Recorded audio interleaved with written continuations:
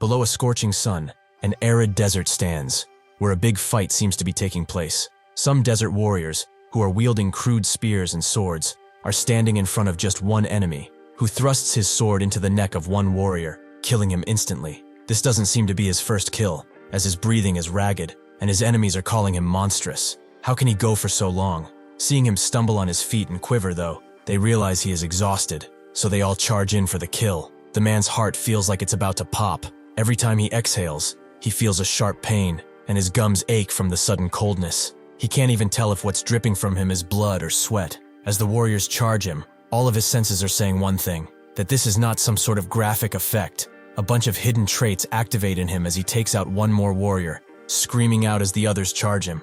As much as he doesn't want it to be true, this is reality. In the past, he used to play a lot of games, but he can't say he was an expert at any. He did not lead a wise life. He played games on weekdays, as everyone else worked hard. When he quit his job a few months ago, he holed up inside of his apartment and lived like a shut-in. That day, he realized he had been doing this since before he quit, so this must make it his 5th year. He spent 5 years on one single game. His life was legendary, in the worst way possible. The game he was playing was Pangenia. It gained brief popularity 5 years ago, as the developer promoted it with the phrase, "If one clears the game, they will be granted one dream." Players with too much time on their hands got curious and tried it, but they all ultimately failed. 5 years passed, millions tried, but none succeeded. So the player count dropped, and now if he does not log in, it shows that the number of online players is 0. Pangenia was infamous for its brutal difficulty when it launched. It had a boss that made anyone question if it was even meant to be cleared, a companion who would betray the player character without warning,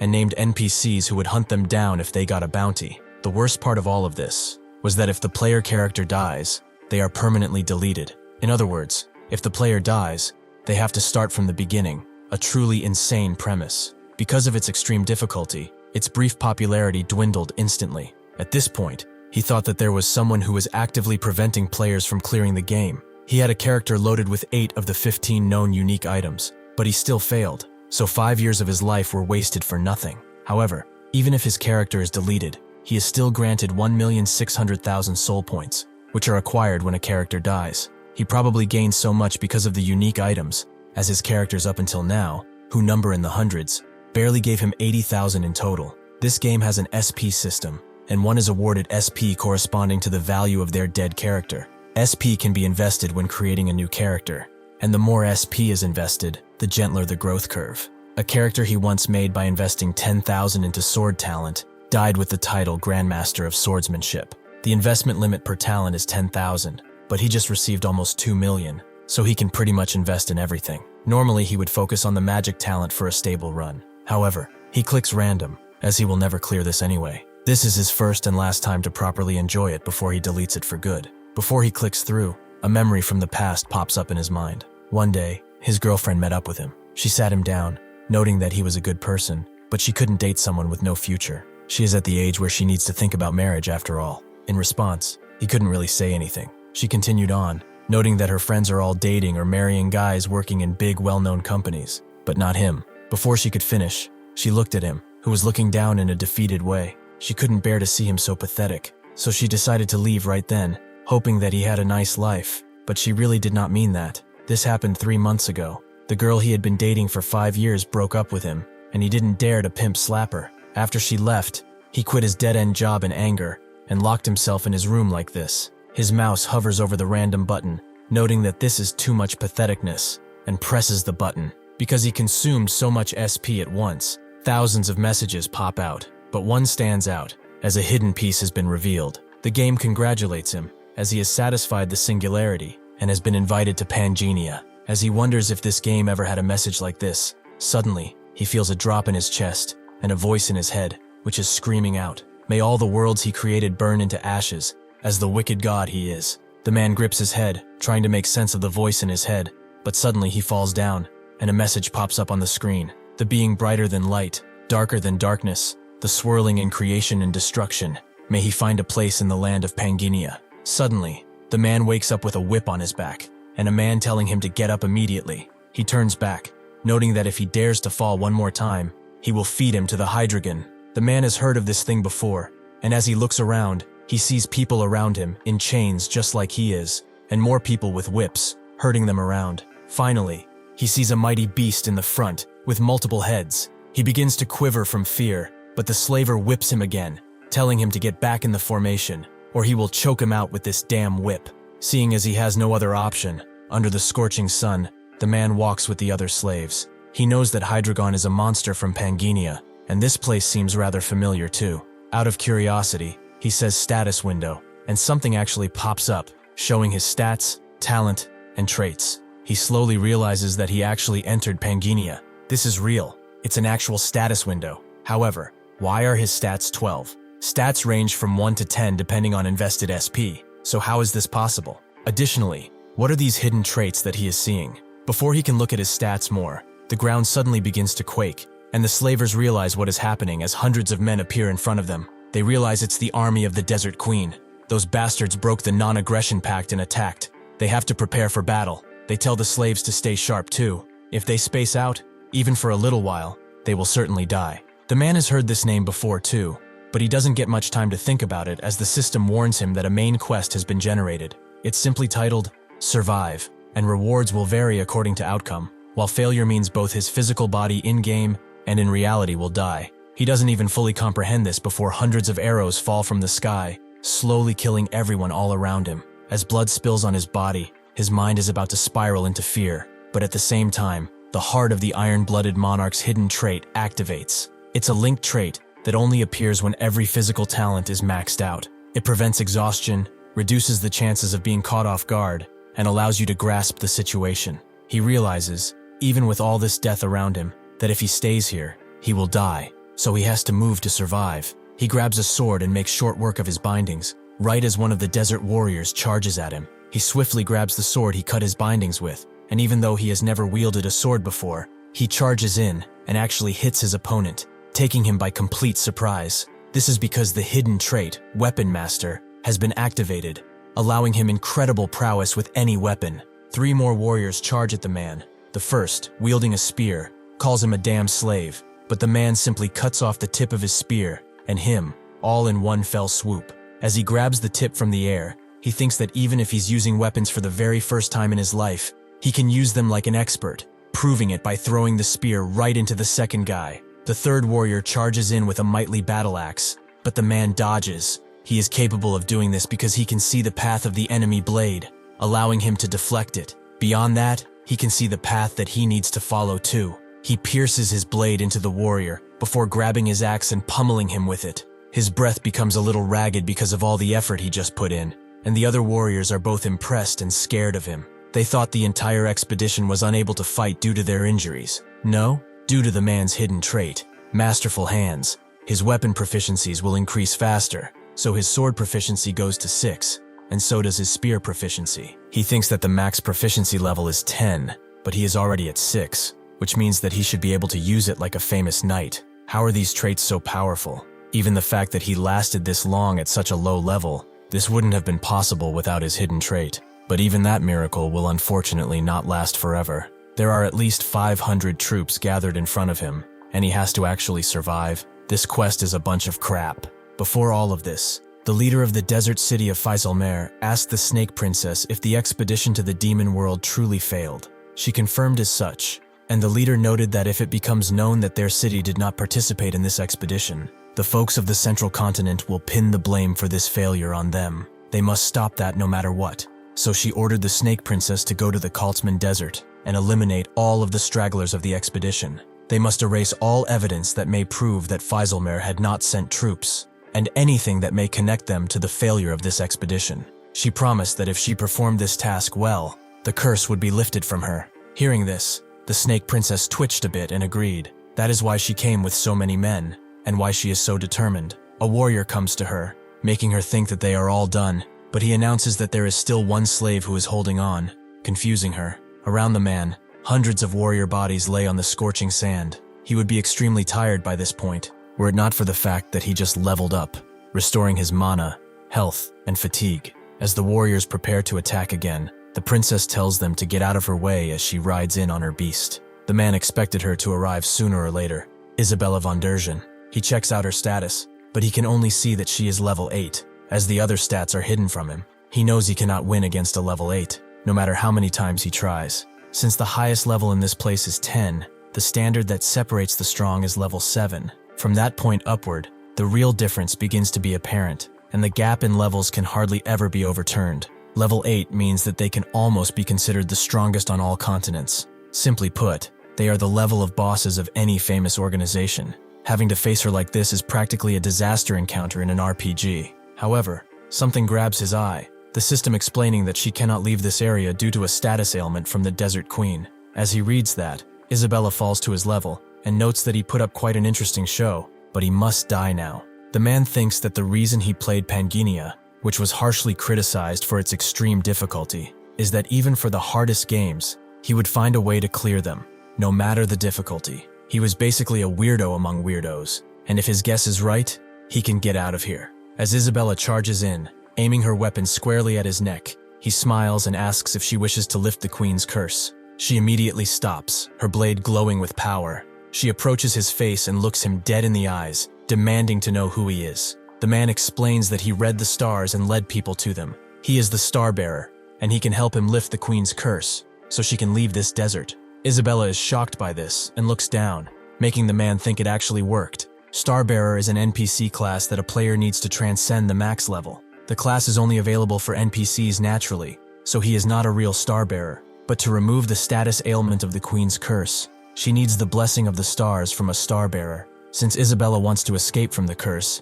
she would have to listen to him. The reason why he was certain that she'd like to escape from the Queen's curse is simple. Isabella is actually a character that he made. She was an unfortunate character, whom he had to neglect because he chose the wrong starting point. The Queen's curse is, from the player's perspective, a device to keep the player within the bounds of the map during the early game, but the player's character is made to see the end of this game. They are supposed to travel around the world to see the ending, but he left such a being in one place, and she'd been tied down due to the Queen's curse. Isabella asks for his name, and the man says Randolph, setting his name up.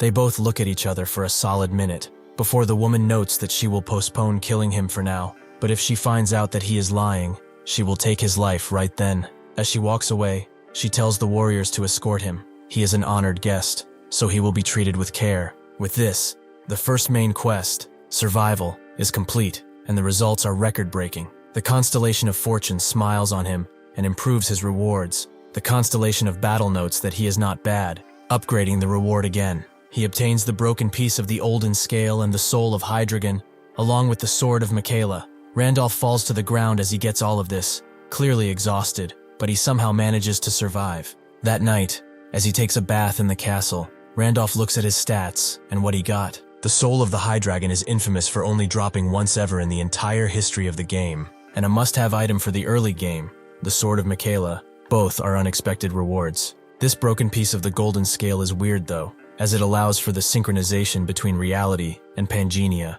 and he can turn it on and off. Before he can think about it more, 3 maids burst through the door, asking if they would allow them to bathe him. Randolph notes that they can wash just the feet, knowing that this is a test. They are Isabella's chambermaids. If he showed any type of reaction to them, she would get suspicious of him. Because the Star Bearer does not react to any sexual desire, he tries to keep calm, but curiosity gets the better of him, and he looks where he really shouldn't. He immediately opens the status window to distract himself, and it does work, as he sees something else, a percentage of the breakdown of Pangea. As the breakdown draws near, the boundary between Pangea and reality shatters. When the breakdown goes over 10%, the first crack will appear. As he reads this, the system also announces that the Hall of Fame has been opened. He can leave his name in the hall depending on the points he earned, and the main quest survival quest ranking has been updated, with him at the top. Because of this, he unlocks the logout feature, but the system advises him to be careful of his character, as it will be vulnerable. His face widens as he reads all of this,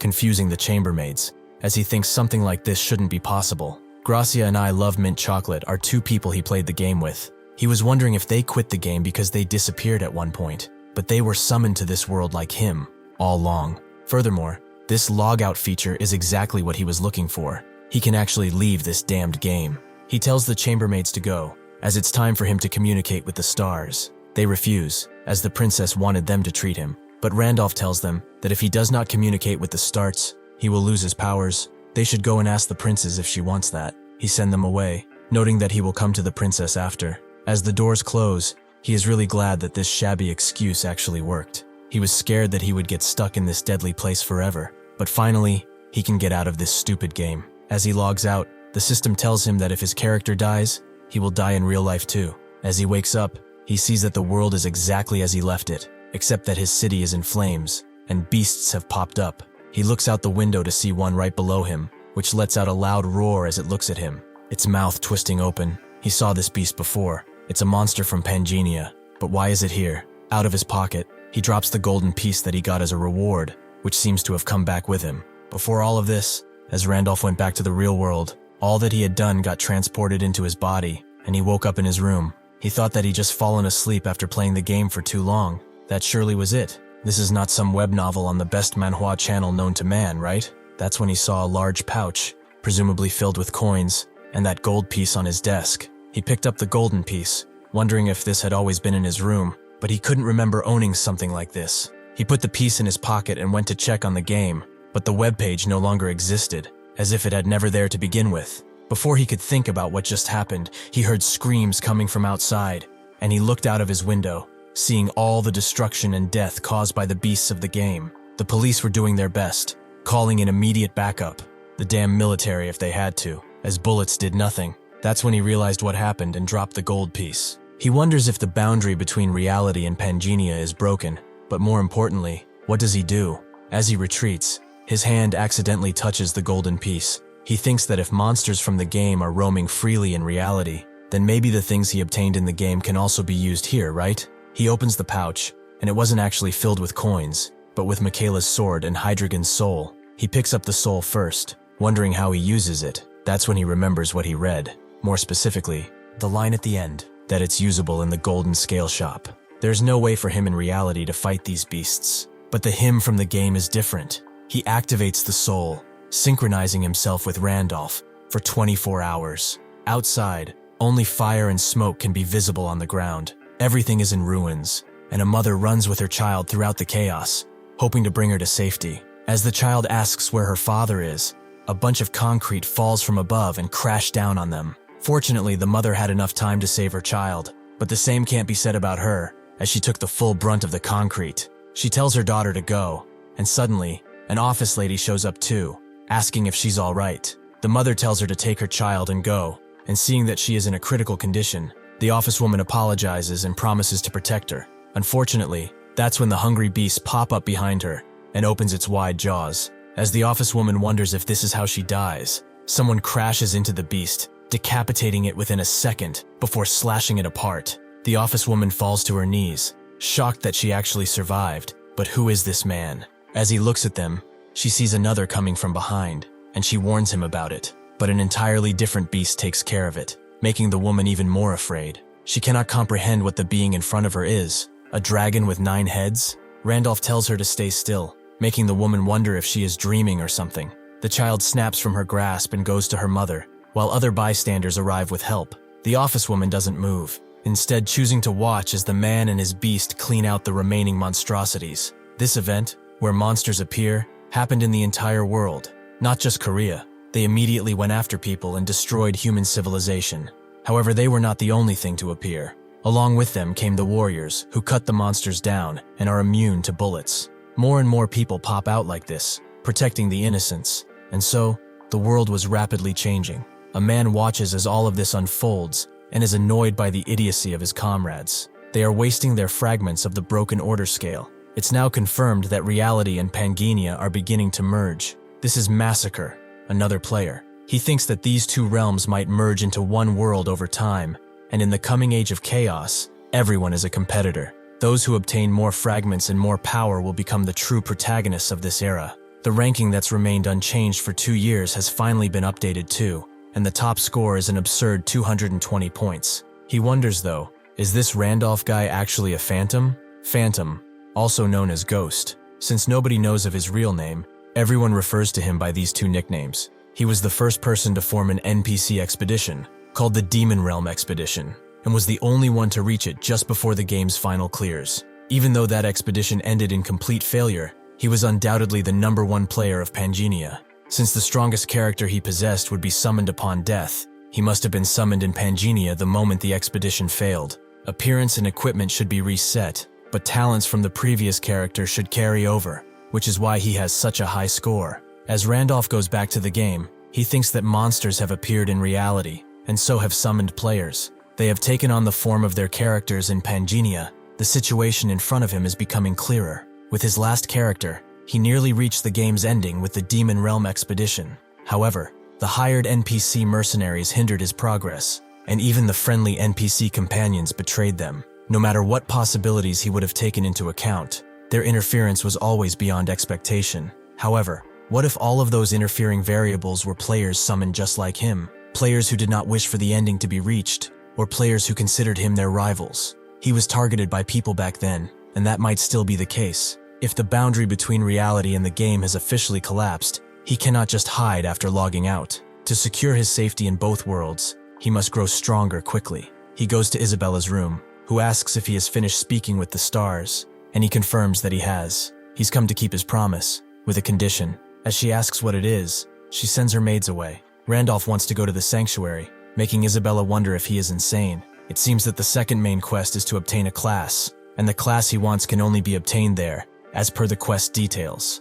A little while late, under the same moon, Isabella walks around in a dark dungeon, having easily taken care of the guard there. Randolph is pretty impressed that it only took her a few minutes. There's probably no ally more reliable than she is. A few hours earlier, when he told her that he wanted to go to the sanctuary, as there was a star there, she was confused, as she didn't expect it to be in such a place. Randolph found the fourth star by chance while raising his previous character. He's probably the only player who knows its precise location. He told Isabella that to lift her curse with the blessing of the stars, he must obtain the star. Isabella made it known that the sanctuary isn't a place anyone can just waltz in as they own it. If anyone finds out she secretly brought someone in, it's over. Randolph rushed her, noting that there is no time, and to think carefully about what she wants, as this is her last chance to leave this arid place. If he had failed to persuade her back there, the thing rolling on the ground right now might have been his own head. But fortunately, that is not the case at all. He tells her that they have finally arrived.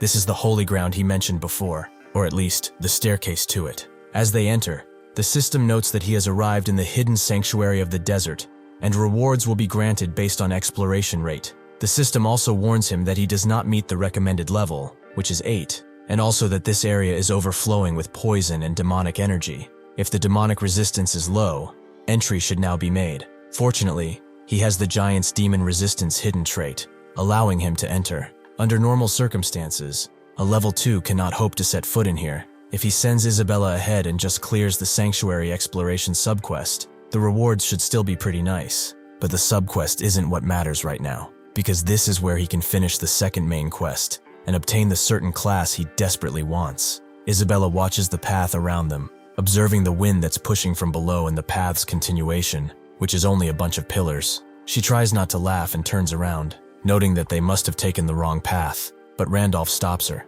asking where she is going. Isabella explains that the bridge ahead is clearly a trap.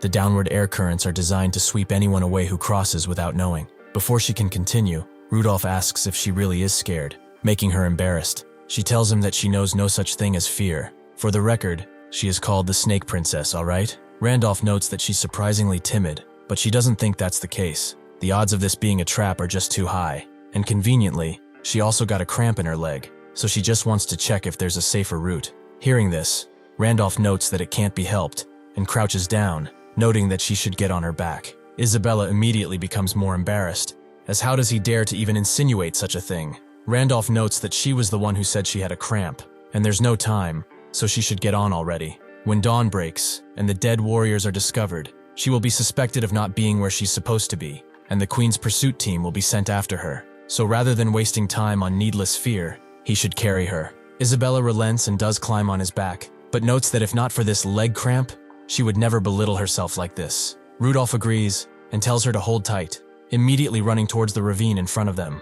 Isabella wonders where he is going, as that's the wrong direction. There is no path there. He still jumps into what seems to be an empty ravine. However, because of his mutant hidden trait, he can actually see the secret path that is invisible to the human eye. Isabella observes this too, and Randolph notes that this is the real path they need to follow. She is rather shocked, wondering how he knows a path when she, the second in command of Feiselmer, does not know. And in this sanctuary, that is overflowing with poison and demonic energy, he's not even gasping for breath. There are too many strange things happening to simply chalk it up to being a star-bearer. He turns his head to her and notes that he did not know the second-in-command of Failsalmer had acrophobia, and she tells her to shut it. He's acting very relaxed in front of her. This is not just some confidence that comes from simple strength. It's as if he's welcoming an old friend that he has not seen in years. This makes her ask if they have met before, just as they take the final path. He explains that they've never met in the same place, meaning that he has seen her, but she has never seen him.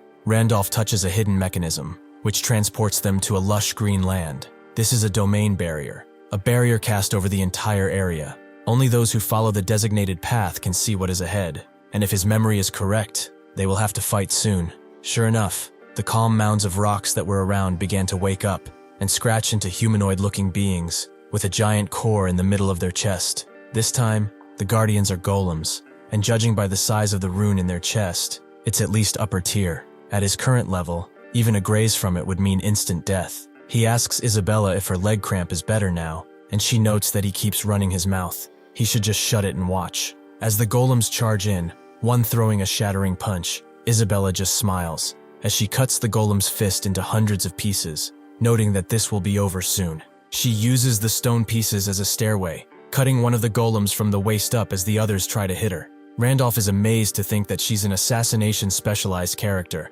utterly ridiculous, even though she is a character he raised himself. Isabella takes care of the other golems too, cutting them up without much effort. With this done, Randolph is offered the Golem Maker class, meaning that it's recognizing her kill as his own. In Pangenia, summoner-type classes are rather rare, so the Golem Maker is actually a pretty good class, and in terms of class rank, it's a higher tier one. However, this is not the class he actually wants, so he declines. This is because the one who can give him that class is something else entirely. The once vibrant grass behind withers, and something malicious descends on them, as the ancient king, the master of this mountain that was buried by the nameless star, rages against them. This is the thing Randolph was waiting for, the greater god who guards the stars, the ancient king, Dramut. Randolph can feel an extreme pressure from him already, as expected of the mountain guardian of the sanctuary. Isabella hopes he didn't drag her here expecting her to deal with a literal mountain guardian, and Randolph tells her to relax. Despite how he looks,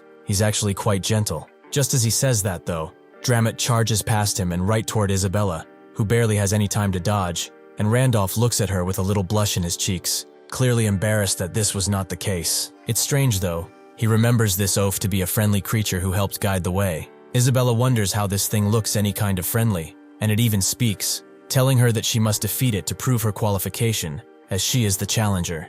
Isabella tries to tell him that's not the case, but Dramut already knows that she defeated her sentinels. As he attacks her with his tail, he explains that if she cannot prove her might, she will never leave this place. Isabella runs away and demands Randolph tell her what to do, since he's the star-bearer. When he first cleared this place, he didn't have to defeat Dramut, or at least he thinks he didn't. Has something changed? That's when he realizes something. The ancient king Dramut. He is the mountain guardian who guards the star, a greater god with a gigantic body. According to his lore, he's an enchanted beast whose body grew and gained wisdom from the residual energy of the star. He cleared this place back when he was raising Wilhelm, a level 10 5-star transcendent character. When he came to the sanctuary with that character, Dramut obediently gave him the star. The reason? Because he was qualified. In short, if one is weaker than him, he attacks, but if they are stronger, he doesn't. So what does he do now? Suddenly Isabella is pushed back roughly. Because of the sanctuary's poison, her body won't move properly. Perhaps just stepping into this place with the star-bearer's words was a mistake. Before Dramut can finish her off, Randolph tells him to stop, and he does so, his tail creating a whirlwind around Isabella. He turns his face to Randolph and demands to know how he knows his name. He smiles and explains that his master, Wilhelm, has returned. Dramut turns his full attention to the man and repeats what he just said, before letting out a very loud laugh. He is not even prepared to receive the star. He is weaker than even the golem sentinel. Him, of all beings, he should listen well, as Wilhelm was a powerful man, a perfect transcendent worthy of being his master, but he failed the demon realm expedition, and all his stars fell. It means he met a complete death. Even if he is gone, a lowly creature like him has no right to even speak his name. As he charges in, mouth wide to engulf Randolph, he demands that he honor the contract they made. This makes Dramut stop and demand to know how he knows about the existence of that contract. Nobody should be able to know about it. The contract states that the one who obtains the star of the mountain buried by the star learns the true name of the mountain guardian and becomes the new master of the mountain. The mountain guardian obeys the master's commands, and the contract's contents cannot be revealed to just anyone. If it is revealed, the one who breaks the contract will die from an instant curse. He only said it because he remembered the lore, and fortunately the game's rules still apply. As expected, since this is Randolph's body, the curse won't affect him. Dramit wants to know what manner of creature he is, and Randolph notes that if he's so curious, he should guide him. The star will prove him. Dramit tells him that the star does not know mercy to those without qualification. He will be lit from within if he approaches. Randolph says that perhaps it will be so, but is he afraid that the star will acknowledge him and reveal that he's his true master? Dramit would laugh if this were not so pathetic. He is a mere brat who looks like he would crumble from one swipe. What gives him such confidence? But very well, he will take him to the star, as requested. He doesn't believe he is Wilhelm, but seeing as he knows about the contract, killing him doesn't sit right with him either, so he would rather let the star get rid of him. They begin walking, and slithering to where the star is, and the sky darkens as they approach, eventually arriving at a very ominous altar, making Isabella wonder if it's really here. Randolph notes that the object that's placed on the altar, that skull, is the star. Isabella is surprised that such an object is a star, and Randolph tells her it's Leah's face. When Leah, the twin goddess of Pangenia, died, her body was split into 32 fragments and scattered all across the continent. Those 32 fragments of her body are what are referred to as stars. He thinks that they are used as boundary catalysts for players to achieve transcendence. Suddenly, the entire area around him bursts into a pillar of flame, making Isabella wonder if he is okay. Dramit laughs. If he wanted him, he would simply burn if he approached like that. Even though he was confident, the star rejected him. Now he will burn to death. Randolph has heard all of it, and can't believe this bastard. This star only kills a player on one scenario, when they acquire it by bug-skipping Dramit. No matter how messy the process may be, he did pass Dramit, so there should be no issue. The real problem is whether he can obtain the class he wants. He never tried it himself though, he only learned of it by accident. Suddenly, a voice from beyond begins reciting all of his traits one by one, until they get to the last one, the one who faces destruction. With that, the skull shatters with a glowing power, and Randolph begins to absorb it. His mana is converted into star energy. He acquires the Star Pierce main skill, and the Blessing of the Stars sub-skill. He also has +5 to all stats, and he will gain more power as the number and types of stars he possesses will increase. Even after Transcendence, the star effect will not disappear. He has acquired the class, Star Successor. Isabella's eyes remain wide as she watches all of this, and Randolph asks her, what does she wish to do once her curse is lifted? She explains that she wants to leave the desert and find the bloodline of the Dershan family. Randolph explains that he will bless her so she can leave the desert under one condition. He wants her to serve him for just 1 year. After that, he will grant her freedom and help her find her family's bloodline. Isabella thinks that she's just under new management. However, Randolph pats her on the shoulder and notes that he is not the queen, and he does not lie. For some reason, Isabella feels inclined to trust him and bows down, vowing to serve him. Randolph tells her that she made a wise decision and turns his attention to Dramit, as the owner of the star is his master. Correct? Dramit agrees, and Randolph immediately tells him to bow down too. Because of his unique class, he is granted 230 points, which go into the Hall of Fame. The Constellation of Fortune upgrades his reward again, and the Constellation of Adventure applauds him for being so reckless, so his reward is updated. Almost immediately, the queen feels that Isabella has entered the sanctuary with the slaves she captured. She tells her men to seize them immediately, or not come back at all. The same day, at the Angel Cafe in the real world, two brothers talk it out with their guildmate, wondering if Randolph is Phantom. One of them thinks so, even if they ignore the main quest. Getting a higher class score than Gracia is impossible, unless someone knows the game inside and out. The blue brother notes that the 5-year veteran ghost player, Phantom, has finally appeared. This is certainly going to cause quite the ruckus, and the red brother wonders if they can contact him before others do. Their guildmate would like to know how, as they've searched for years, and never found him. The red brethren notes that it's because until now, Phantom wasn't an actual player, but since he is now, there must be a way. The blue brother wonders if they should try fishing, since the secret auction hall opens as a reward for the second main quest. Phantom will probably get to using it, right? The guildmate agrees that he will need tons of items if he wants to rank first for the third main quest. Fishing is a technique that can be done in the secret auction hall, where players can trade items. One uploads a high-quality item at a low price, and then uses a twin ability of a talisman to attack a location tracking ability to the buyer. Newbies who don't know any better see a nice item at a cheap price, buy it, get tracked, looted, and killed. The Red brother wonders if something like that would work on someone like Phantom. If he really is who they think he is, he would know every talisman option in the game. The guildmate notes that he just might fall for it. After all, he failed, but he still initiated the great expedition. That kind of decisiveness is not normal at all. If he sees a nice, cheap item in the auction, he might just buy it. If one wants to challenge him, they can go ahead. But if he comes for them,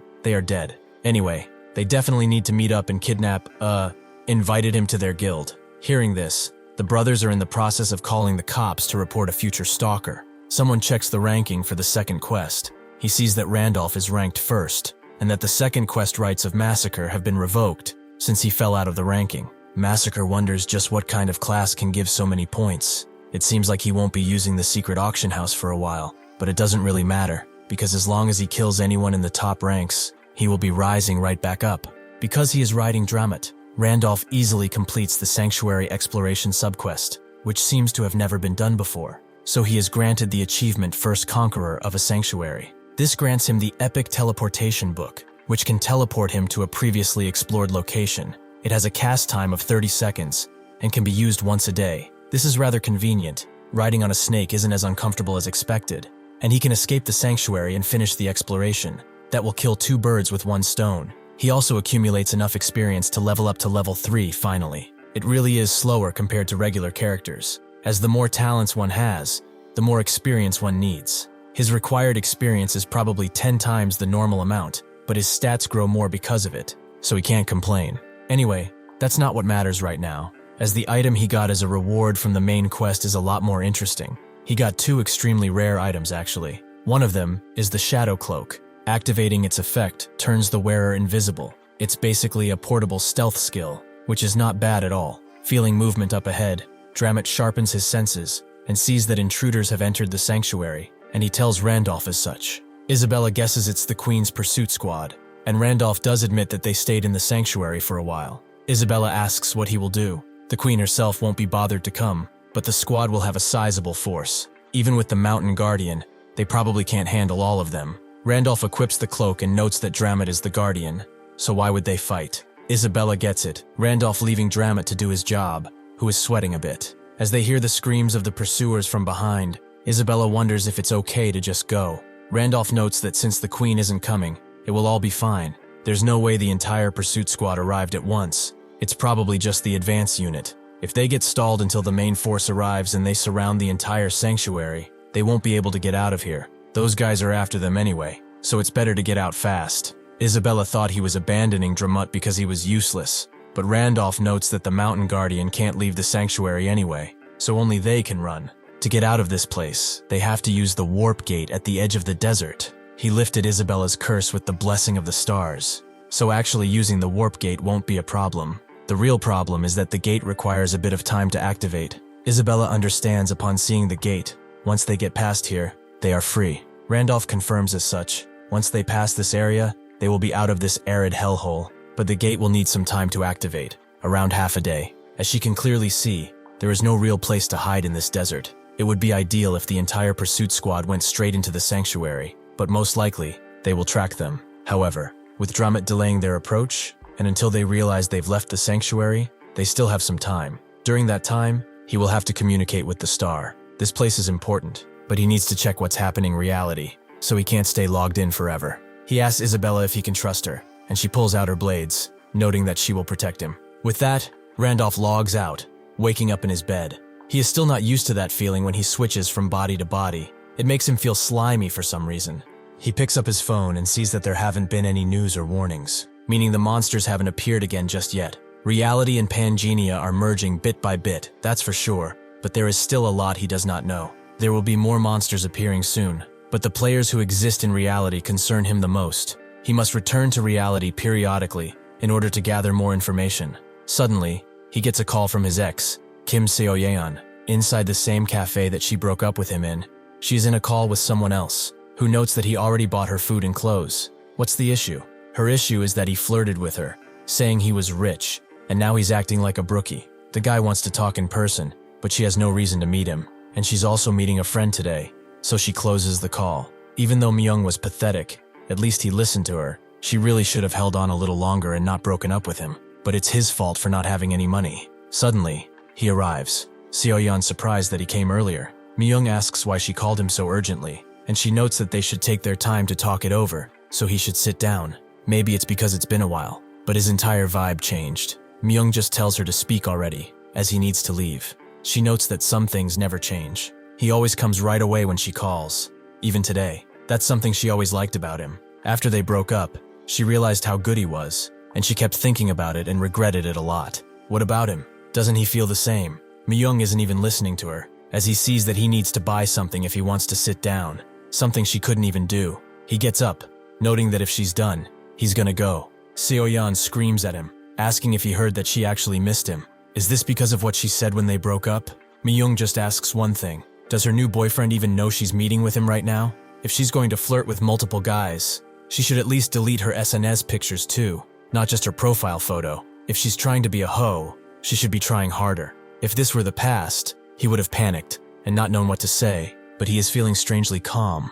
Why is that? Perhaps Randolph's growth is affecting his real self too. Suddenly, he hears a commotion in the streets, someone harassing someone else as he wants to talk to her. The man, holding a cutter, asks why everyone stopped to look. Are they enjoying the show? The woman demands to be let go, calling him a crazy bastard. The man, having had enough of everyone looking down at him until the end, decides to take her life, but before the knife can descend on her, Myung intervenes, saving the girl, as that is more than enough. The man demands to be let go, but Myung continues gripping his hand, to the point that it's almost about to snap. Even though he hasn't used the fragment of the golden scale, he still feels like he could easily break this guy. It wasn't an illusion. His body is definitely changing. He throws the fat bastard aside and asks the woman if she is okay. She confirms as such, and notes that she survived thanks to him. She doesn't even know how to thank him. Myung takes a closer look at her and realizes that she's the woman he rescued from before. The woman asks if there's something on her face, and Myung denies it. She just resembles someone he knew. Suddenly, the fat bastard jumps at him from behind, knife still in hand, but Myung just dodges and grabs his head before punting him into the ground. The woman is impressed. She didn't have to be scared after all. After the police come and pick up the crazy fat bastard, the policemen tell Myung that he has to follow them to the station. The woman tries to explain to them that his person was just trying to help. She's the one who reported the stalker in the first place. Even so, the policemen note that what he did was still an act of violence, so he has to come with them. The woman tries to tell them that the bastard had an actual knife, and Myung notes that he really doesn't have the time to be doing this. The policemen understand, but they can't bend regulation either. Suddenly, the woman asks if he goes as a witness and gets dragged into something. Will they take responsibility? She introduces herself as Kim Hana, a CK broadcasting reporter, instead of harassing an innocent man. Perhaps they should speak with the actual victim, unless they want this case to blow up. The cops look at each other, and hearing that more people around them know of her, finally relent, noting that only she should come with them. Hana thanks Myung again, and gives him her card. She's a dedicated reporter, covering Dimension Warriors, the people who appeared on the same day as the monsters and defeated them. People started calling them Dimension Warriors. Myung guesses she means players, but unexpectedly, almost nobody mentions Panginia directly. He guesses an interdimensional attack sounds more believable than a video game becoming real. As Hana asks for his business card, Seo-yeon comes rushing in, grabbing his hand immediately. Hana asks if this is his girlfriend, and notes that she is absolutely not. But he doesn't have a business card, so how about his phone number? She notes that he has a nice name, and tells him to text her tomorrow, as she really needs to treat him to something. Myung notes that he won't refuse, and as Seo-yeon stands there, defeated, she wonders how he could do this to her. Him, who is just a nobody loser she took pity on. As she leaves, Hana gets a call from someone calling her supreme authority of their broadcast station. She demands he not call her that, and he explains that he called because the deputy director went on a business trip and left her an assignment, an interview with Grancia. Hana is surprised. Isn't that the person who is treated like a saint who saved America? Why would she handle such a big shot? The assistant doesn't really know. The superhero herself said she wanted to see her specifically, and is coming to Korea as they speak. Inside of the game world, hundreds of bodies are laid across the desert, and Isabella breathes deeply, clearly winded because of all the fighting. One of the soldiers tells her that the queen herself commanded her to return. If she hands over that slave behind her, they can act as if this hadn't even happened. In response, Isabella grips her blade tighter, and the soldiers all charge her, knowing that she cannot stand for much longer. Suddenly, though, the warp point activates, and the first trip to the starting point is free. Randolph grabs Isabella and notes that she holds on well. She asks if he finished speaking with those needy stars, and he confirms as such. The The soldier captain tells them to stop standing around and execute the traitors. Randolph puts his hand forward, noting that she kept his promise, and so, he will keep his as well. He closes his hand as he uses the Star Pierce skill, consuming all the star energy to unleash a powerful strike so bright that nobody can hope to stand against it. Isabella is surprised to see the power of a star bearer, and Randolph notes that it's not too late. If she wishes to return, he won't stop her. Isabella refuses and smiles, as she will stay with him. With this, the curse put on her is nullified, and they warp to the central continent. Arcana, the Golden City. This is a city where materialism has reached its peak. Without wealth equivalent to a high-ranking noble, the deeper districts are dangerous. Isabella notes that this is all quite extravagant, and Randolph notes that it's the Golden City after all. Everything here can be resolved with enough money, but first, they must gather some funds. Isabella tells him to not worry about gold, as she brought 300 gold coins with her. Randolph notes that this is nowhere near enough. That will do for a one night of lodging, probably. She's shocked, as in the desert, 300 gold coins could buy 10 slaves. That's 10 times the price of a cleric. Randolph laughs and notes that the prices here are much different from those in the Kaltzman Desert. However, she shouldn't worry too much, as there's money lying around all over the place. She asks what he could be talking about, and Randolph points to a casino, making her stare in awe. She shouldn't worry about their chances of winning either, as he is rather lucky, because of his blessing of gold trait. The Golden City, Arcana, is also known as the City of Pleasures. In Pangenia, every lower city operates as an independent monarchy, and here, in this City of Pleasure, there is only one law: money is king. The place where all of the city's wealth gathers is the Hudson Casino, one of the most reputable and rich casinos in the entire continent. The guard in front of the casino stops Randolph and Isabella, noting that anyone without the 10,000 deposit may not enter. Isabella is surprised and whispers to Randolph, wondering why he didn't tell her there was a deposit, as she only has 100 gold left after washing up and buying clothes. Randolph notes that it doesn't matter since they didn't have enough money in the first place, and the clothes were necessary. The guard tells them that if they lack the deposit, they should leave, as they are disturbing the other customers who are waiting in line. Randolph tells him that he doesn't have a deposit, but he would like to leave this as collateral instead. It should be more than enough, right? This is the Fairy Queen's tear, which allows an item of equipment to break past its limit. Even if the unbound equipment is destroyed, the tear will still stand. Immediately, the guard treats them both as a VIP, and Isabella asks what that item was as they go inside. Randolph tells her it's basically a talisman. It was one of the rewards he got when he visited the sanctuary, and it's worth at least 1 million gold. Isabella asks if it's okay to leave something like that with them, but Randolph tells her not to worry. Once he wins money, he can buy that thing back, and then some. He's not here just to gamble after all. One of the first games Randolph goes to is the roulette, and the dealer simply cannot believe him. Who is he? Perhaps the god of gambling, who has descended to Earth. He started with only 1,000 gold, and he already surpassed 1 million. Randolph expected this because of the blessing of gold. When money is on the line, there is no better trait to have. Isabella notes that they are rich now, even though Randolph thinks this is his money. The dealer looks completely defeated, and explains that naturally, he will be given all of his winnings. However, he is now banned from entering the Hudson Casino. Randolph is surprised it was that fast, but the dealer explains that every customer who copies his bets keeps sweeping the chips clean. It's becoming an issue. That is why they are asking him to leave the premises. But they can do it roughly too, if that is not possible. Isabella looks at the guards who encircle her with bloodlust, but Randolph signals her to wait, and notes that he will leave only after speaking with the owner of this place. The dealer explains that this is not possible, and that he should leave quietly, but Randolph believes he is misunderstanding something. It's not him who wants a meeting, but rather his boss. The boss is using a level 8 hand of observation on the tear, confirming that it's the thing. He wonders how anyone got a hold of this. The Fairy Queen's tear is carried only by the Fairy Queen's knights, and fairies rarely leave their realm. Moreover, a Fairy Queen knight is so powerful that even killing one requires at least 3 people who have reached level 10, making it almost impossible to obtain. They searched high and low, but nobody sold them to think one would just walk into their casino like that. The butler comes to Hudson's office and explains that the man who left the talisman as collateral wants to meet him.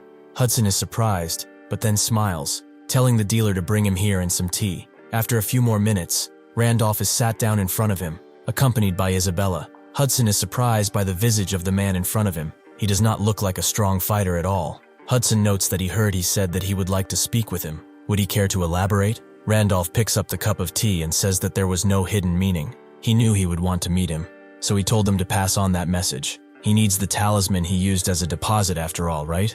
Hudson is shocked, but calms himself down, stating that he knows that he collects rare talismans. He is right. He was about to call him to negotiate a price for it anyway. Randolph takes a sip and explains that as long as the price is right, he has no reason to refuse. Hudson is glad that he is so forward and gives out the price of 2 million gold. He considers this a rather generous offer. Isabella is surprised by this offer, but Randolph just puts his cup down and demands 20 million gold. Hudson notes that 20 million is enough to buy a mansion in the center of Arcana, no matter how rare. A talisman is only used for reforging weapons. Does he truly believe it's worth that much? Randolph says that he would never pay that, but he expects him to. Hudson explains that even he cannot pay that amount for just a hobby item. Randolph agrees. If it were only a hobby item, nothing could justify that price. But the Fairy Queen's tear is not just a mere talisman for him. It is something he must have to enter the city council. He goes further, explaining that the minimum qualification for joining the council is to achieve level 10. However, to reach that level, one must break through with one's own strength. For someone like him, who does not have a combat class, that will be an impossible task. Thus, he needs the item that removes the minimum equipment requirement, the Fairy Queen's tear. With it, he can equip higher tier gear to compensate for his combat stats.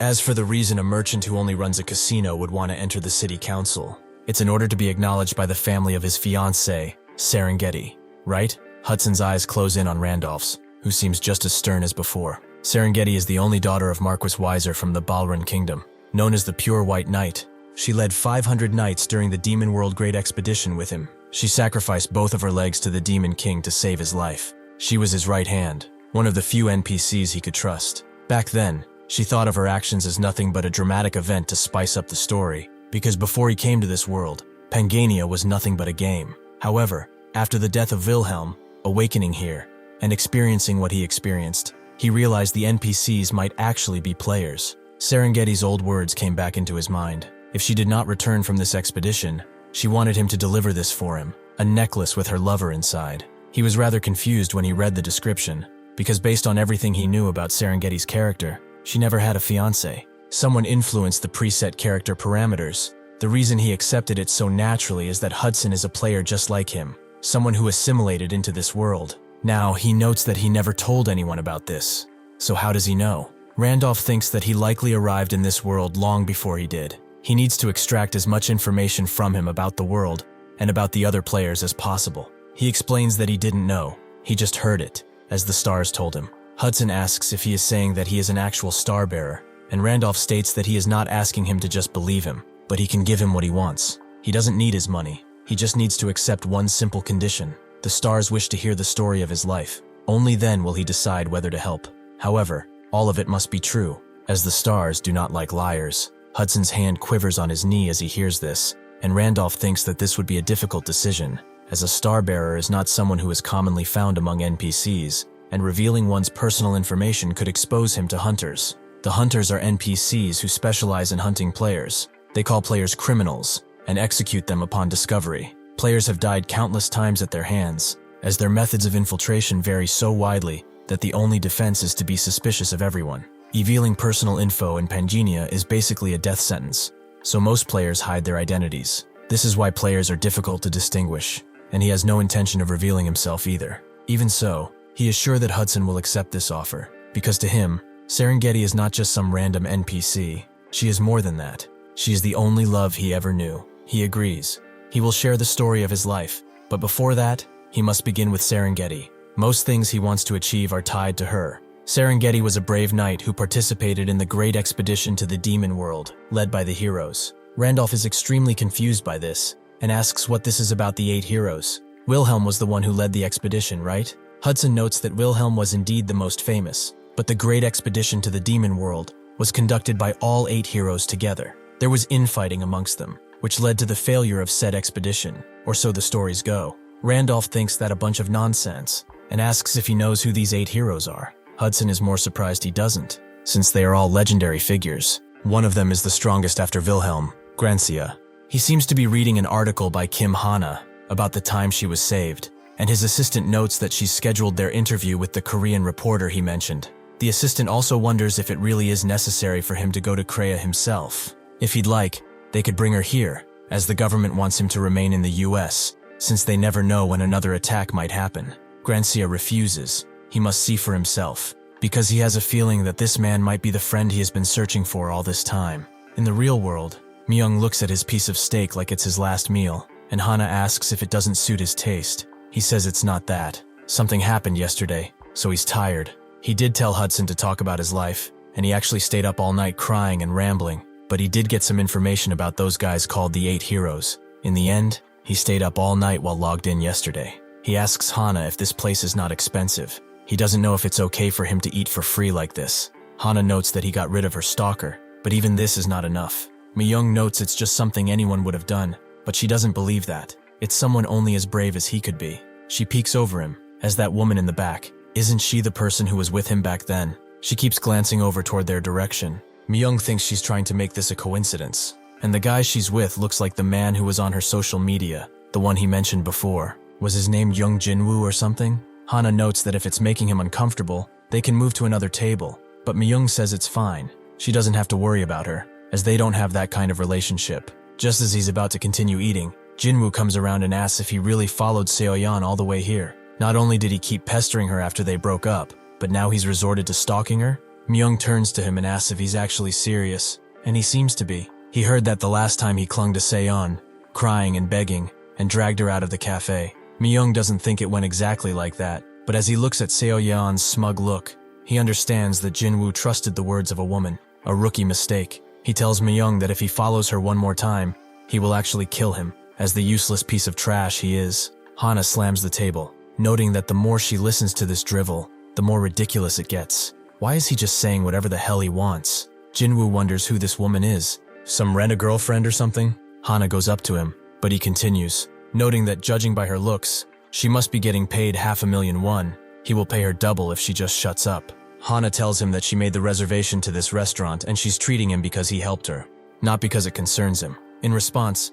Jinwoo pulls out a stack of cash and wonders if it's not enough. Was it 1, perhaps 2 million won? Since she can pick up the money by herself, can she go somewhere else? In response, Hana slaps the shit out of him and calls him a bastard. Jinwoo is really angry now and notes that she hit him first. Equal rights means equal fights. Just as he's about to hit her though, Myung just trips him and notes that he doesn't look innocent either. Jinwoo turns around in anger, but Myung presses his head down, putting him to the ground. Seoyeon screams at Jinwoo as he's embarrassing her, and Myung tells him that they should go outside and finish this. He doesn't want to get beaten up in front of everyone, right? Jinwoo's ego gets to him, as he cannot let a nobody beat him up in front of his woman, so he activates a golden shard, which blinds Myung temporarily, as Jinwoo transforms into his in-game avatar. Immediately, he slams Myung into the ground. He really didn't expect him to be a player, but why is he acting like nothing happened? He definitely saw him to transform, so what happened? Did he put him down gently? The hidden trait, Great Sage, activates,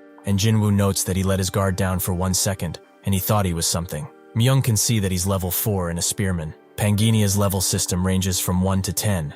Each section has a gap in the experience required to level up. Also, the additional experience required depends on how many talents a player has. Therefore, one's character becomes stronger the more talents they own, but leveling will be slower. Naturally, Jinwoo belongs to the group with far fewer talents. Even so, the reason Jinwoo's level is low is quite simple. He has never fought, not even once. Jinwoo was a beginner gamer, and had been running away non-stop from the first day he was synchronized with Panginia until now. After a few strokes of luck, he survived the main quest, and then, with another stroke of luck, he obtained what was considered a high-tier class. As a reward for placing in the top ranks, he was able to log out and never return to Panginia again. Ming can tell without even seeing it that not everyone would have started like him with the traits. It wouldn't have been easy to adapt, so he can't blame him for running, although he's still a weakling. Seoyeon clutches his hand tightly and notes that they should go, as people are staring. Before they leave though, Jinwoo tells him to consider himself lucky that he is alive thanks to this woman,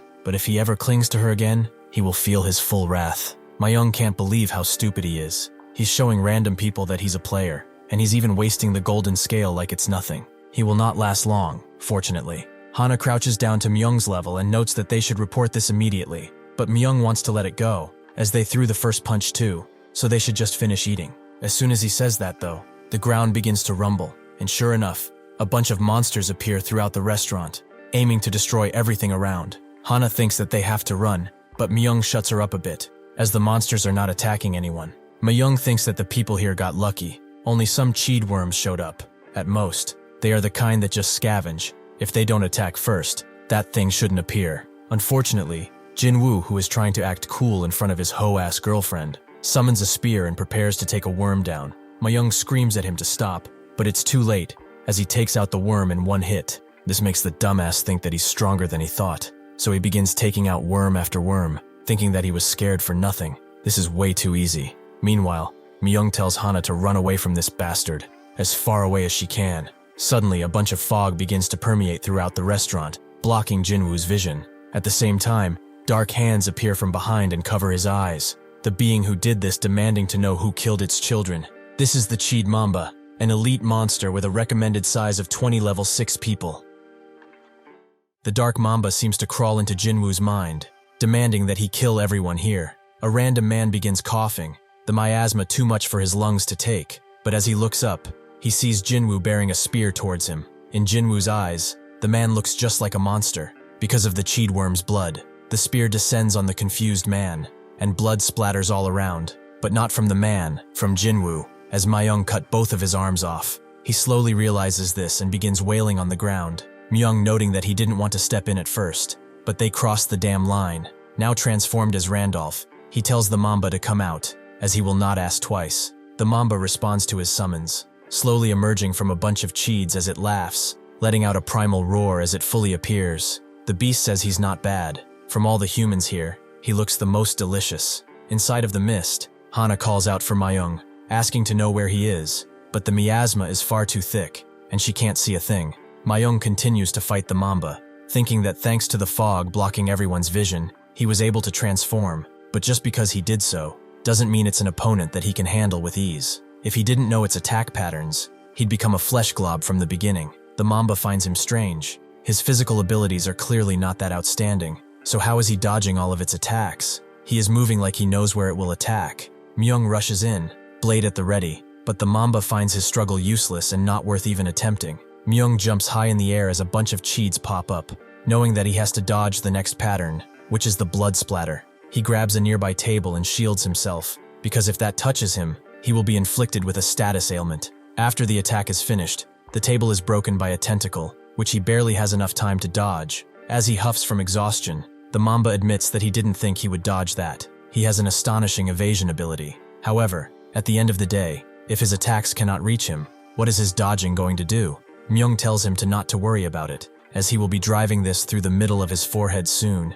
He equips Hermes' shoes, the Fairy Queen's tier allowing him to actually wear them without much stat difference. He also equips Michaela's armor and Michaela's helmet, almost a full set of armor, at almost full stats. He thinks it's a good thing he bought this in advance at the secret auction, and apologizes to Hudson. He was going to avoid using the Fairy Queen's tear unless he absolutely had to, and that time is now. Hermes' shoes give him 3 agility, and the swiftness ability, allowing him to dash with extreme speed toward the mamba. He reacts, sending a tentacle towards Myung, but he steps aside, and then charges once again, like he's never been stopped in the first place. He moves so fast that he ends up right behind the mamba, causing the beast to protrude a bunch of sharp projectiles that fly off from his body at high speeds. Even so, Myung strikes all of them away, his focus entirely on the battle, but the mamba uses one of its tentacles to take him by surprise, smashing him so hard that he is sent flying. However, thanks to Michaela's set option, he can grow out a pair of wings, stopping his descent. The mamba is becoming annoyed with his many options, and decides to spew out a bunch of darker blood, clearly something he cannot be hit by. Myung recognizes this as his final pattern. If he can endure this, then he can win. He flies as fast as he can, but the torrent of blood eventually catches up to him and begins to engulf his very being. Suddenly, though, that torrent of blood begins to spurt out, using the celestial dragonborn and swiftness to create a synergy. Myung has triggered a gale of wind, sending the blood backwards. The Cheed Mamba has 4 skill patterns: dodge, blood spatter, needles, and poisonous blood. After it uses all of those things, the Mamba falls into confusion for just a moment. The beast becomes unable to act, but once the concussion wears off, the next cycle begins again with enhanced skill patterns.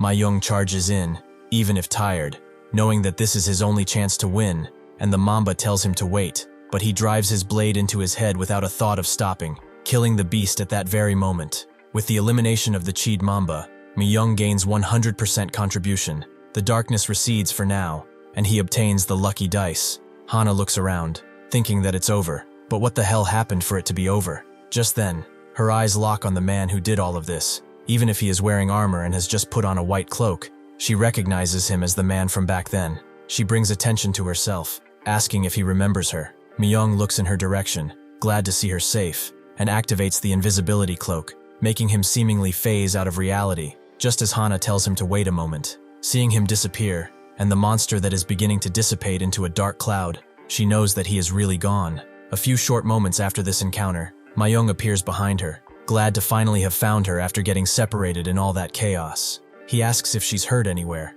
and she confirms that she's fine. But suddenly, as Myung notes that he's relieved to see her safe and sound, she spots some blood on his hand. She points at it and asks if he's hurt. Myung makes an excuse, noting that he just got some monster blood splashed on him, and thinks that he didn't even notice this variable. Hana is a bit suspicious. His clothes are perfectly fine, but only his hands have blood. Isn't that unusual? When the first monsters appeared too, he was incredibly calm. Could it be that he knew what that was? Myung stays silent for a moment, and then plays it off, noting that everything was hectic, so he thinks he just said whatever was on his mind at the time. Hana calls him a liar immediately, as he was totally composed, but with the straightest face known to man. Myung tells her that he was really scared too. Hana finds him incredibly sussy, acting like it's nothing, and showing up right after the man who saved her disappeared. Could it be that they are the same person? The next day, a bunch of Dimension Warriors watch a very important broadcast in an undisclosed location. Not many days after the first Dimension War occurred, another Dimension War happened again. Some Dimension Warriors members warned that these attacks would continue in the future, and expressed the opinion that an extended, ongoing cooperation with the government would be needed. As country citizens stayed indoors out of anxiety, the streets became extremely empty. In response, these citizens voiced this faction, saying that the government's complacent response, claiming there won't be a tragedy like the last incident again, and the government's artificial downplaying of the scale of the damage, may have led to a large number of secondary victims from the Second Dimension War. One of the players notes that they were so carefree during the first invasion, and now they are just making a fuss. Another notes that back then, people who weren't directly affected probably couldn't feel it. A monster attack is something that's totally out of common sense after all. Another woman notes that it was something beyond common sense. Nobody knew how to respond, so the government probably tried to maintain a normal state at first. However, one of them, Park Tae-woo,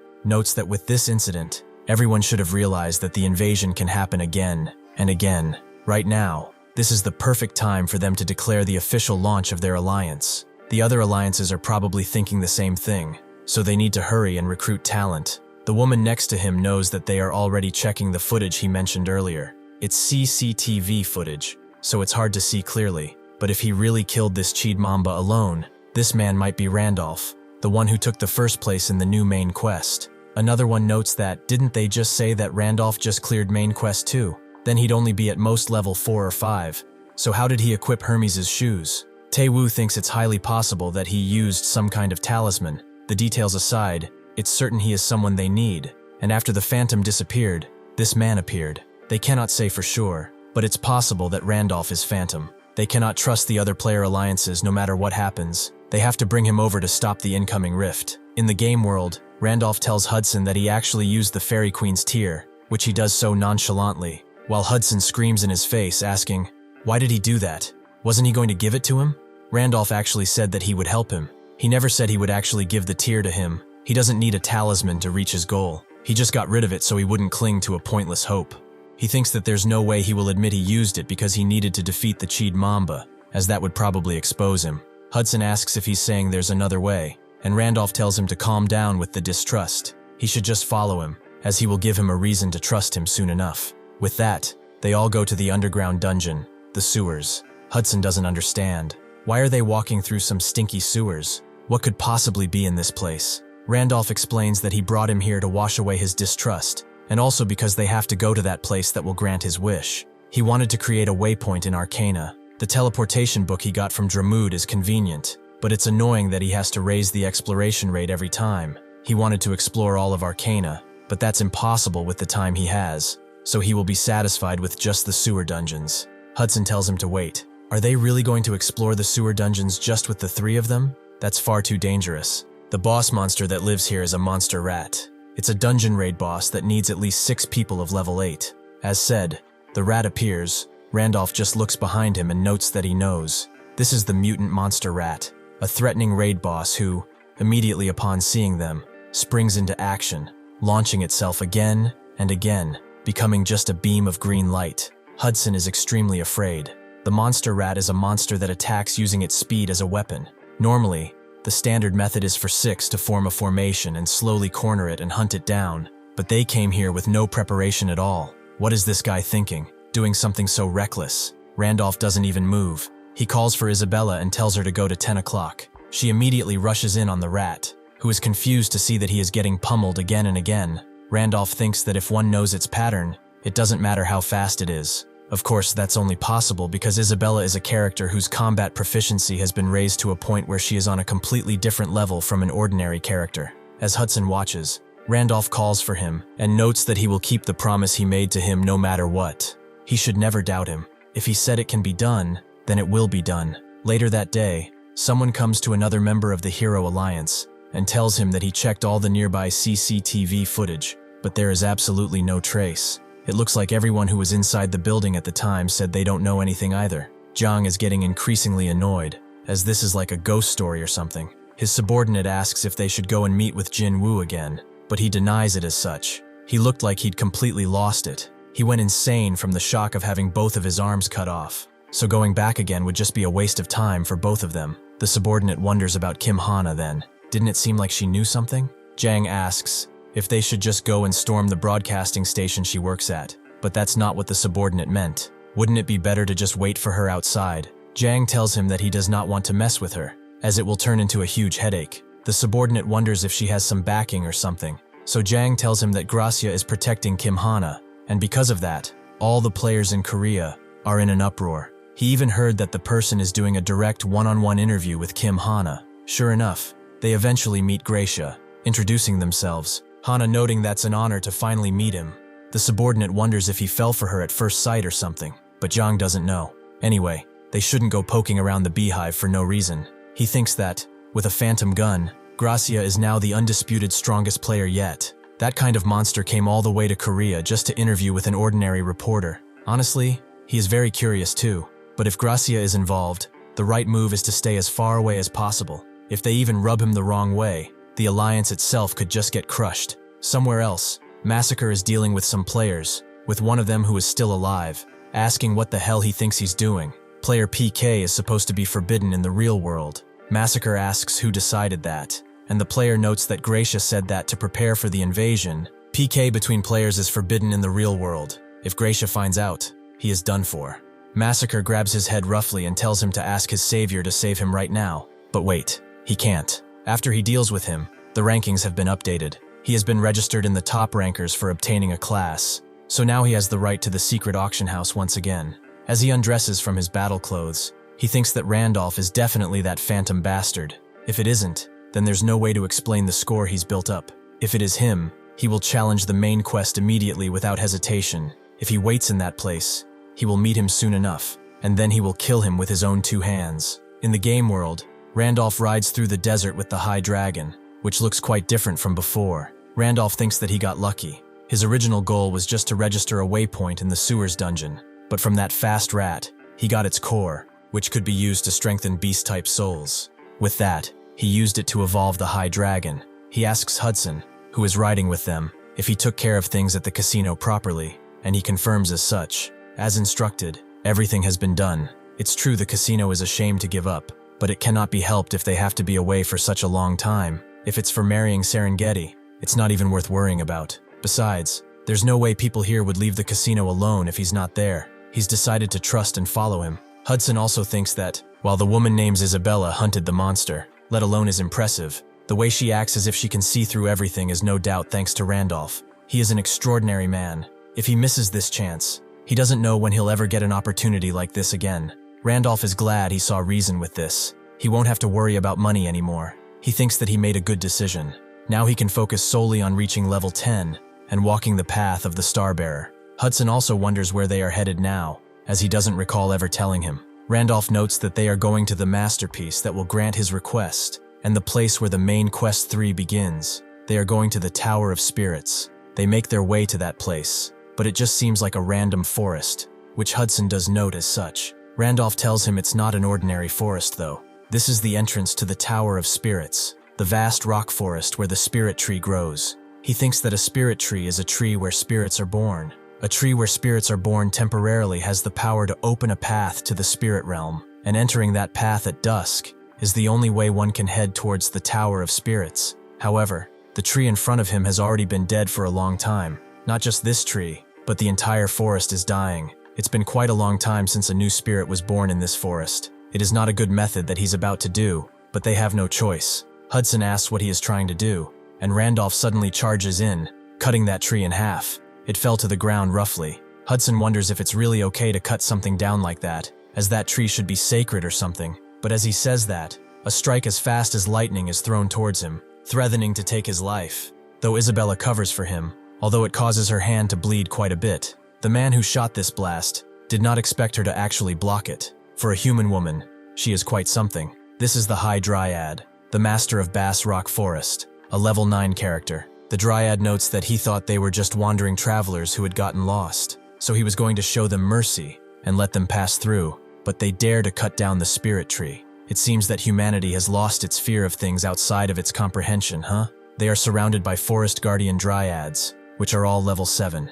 Isabella looks at them and thinks that there are at least 50. If that many rush them all at once, they have no choice. In the worst case scenario, she has to make sure the Starbearer escapes. Randolph calmly walks toward them and notes that they shouldn't take their anger out on the wrong person, when he was the one who cut the tree down. If he hadn't done this, he wouldn't have shown himself until the very end, right?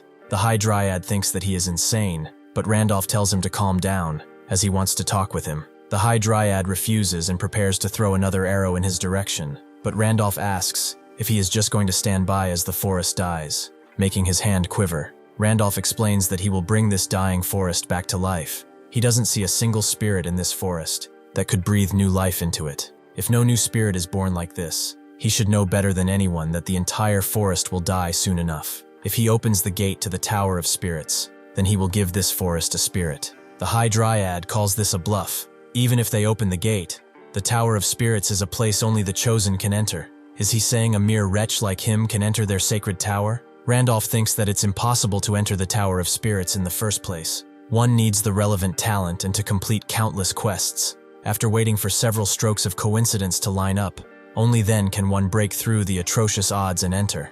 Among gamers, the number of people who have entered this place can be counted on one hand alone. With Randolph's current level, entering is something he could never dream of. Of course, that only applies if Randolph were an ordinary character, but he has the druid nature affinity hidden trait. He exclaims that he will take responsibility for this forest, so he should open the gate already. Hearing his words, the other Dryads think that he is spitting lies, and they all scream that they will kill them, that they will shoot them dead no matter what. Eventually, though, the High Dryad stops them and lands. He tells Randolph that he had better keep his promise, and Randolph tells him not to worry. He always does. He will bring back a spirit to this forest. The High Dryad doesn't really expect someone like him to actually pull it off. He just figured it wouldn't be too late to kill him if he fails. With that, he gives the order to follow, as he has no patience for tardiness. They are taken to another open clearing with a bunch of rocks, stacked on one another. The High Dryad explains that, with the forest dying, the only way to open the tower's gate is to use the corpse of this stone spirit. He shouldn't forget that.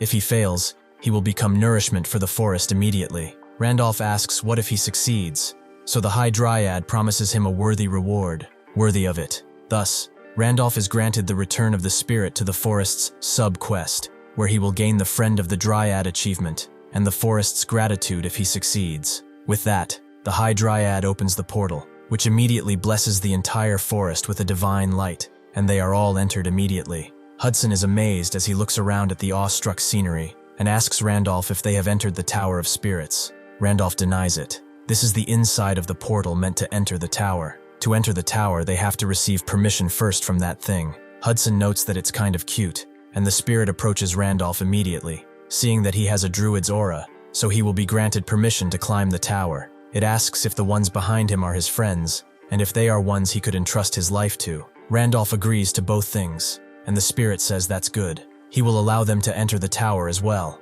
However, each of them must pass through the tower trials on their own.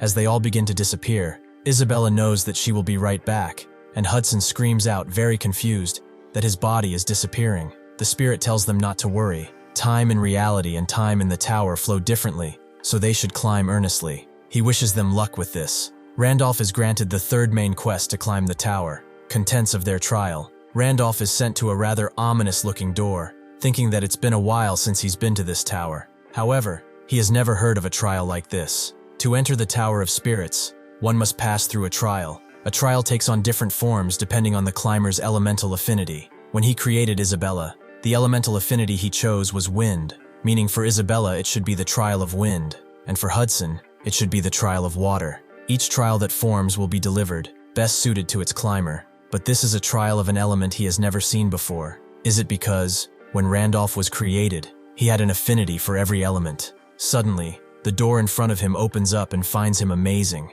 He is a being with affinity for all elements, water and fire, lightning and darkness. He possesses elements that cannot coexist. Is it because of the void element, the one that encompasses all things? Though this is far too much to be simply called a void, this is the incarnation of chaos. He should come in the trial he must pass through, which is called, appropriately, the trial of chaos. He has opened a trial that has never been opened before, so he should be careful. As if chaos devours him, he will never be able to return from this place. Randolph goes inside and thinks about the trial of chaos. For the past 5 years, he's played Pangenia without missing a single day. It wouldn't be an exaggeration to say he is the gamer who's played this game the longest and knows more about it than anyone else. Yet Pangenia still has endless things he doesn't know about. It's a game with insane difficulty that's impossible to clear, yet always ignites an overwhelming urge to challenge it. It even has these unknown regions, places where there is nothing but mystery. This is why he can't help but fall in love with this game all over again.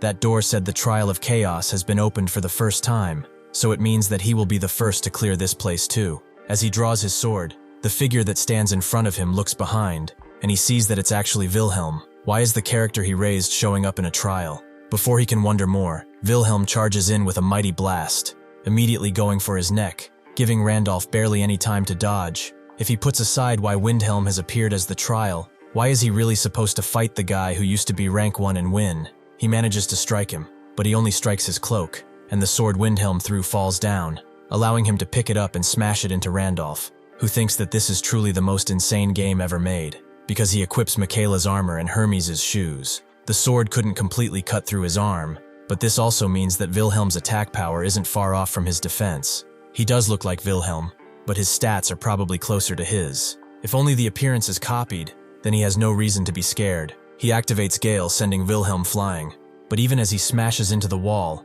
he still looks sternly at Randolph. He charges in, but Windhelm simply kicks him in the face as he dodges the strike, and then looks on with a scornful look, asking if he came here to reclaim his past glory. Before he can answer, Wilhelm charges in with his blade, asking if that is even possible for someone like him. However, Randolph grabs him by the head and asks who he is to talk like this to him, and cut his head off. He throws it to the ground and gets an HP potion drink. He recovers fully. It's a good thing he stocked up on potions with money from Hudson's casino, as more and more fragments of Wilhelm appear. If he hadn't bought them, he would have seriously been in trouble here. In Korea, Kim Hana concludes the interview with Gracia, noting that it must have been tiring coming all of this way, so they shouldn't linger. He says it wasn't a problem. Now that the interview is over, he has an off-the-record personal question for her. It's a rather simple question that Man mentioned in the article she wrote before. He wants to know everything about that man, without missing a single detail about it. Randolph continues fighting the fake Wilhelms, creating a valley of death around him, but he is getting extremely tired. He doesn't even know how much time has passed. He fought at least 100 of them. He is getting pretty worn out. The one saving grace is that they are not being summoned anymore, and since he can't see any path upward, this is probably the top floor. This was his last potion too,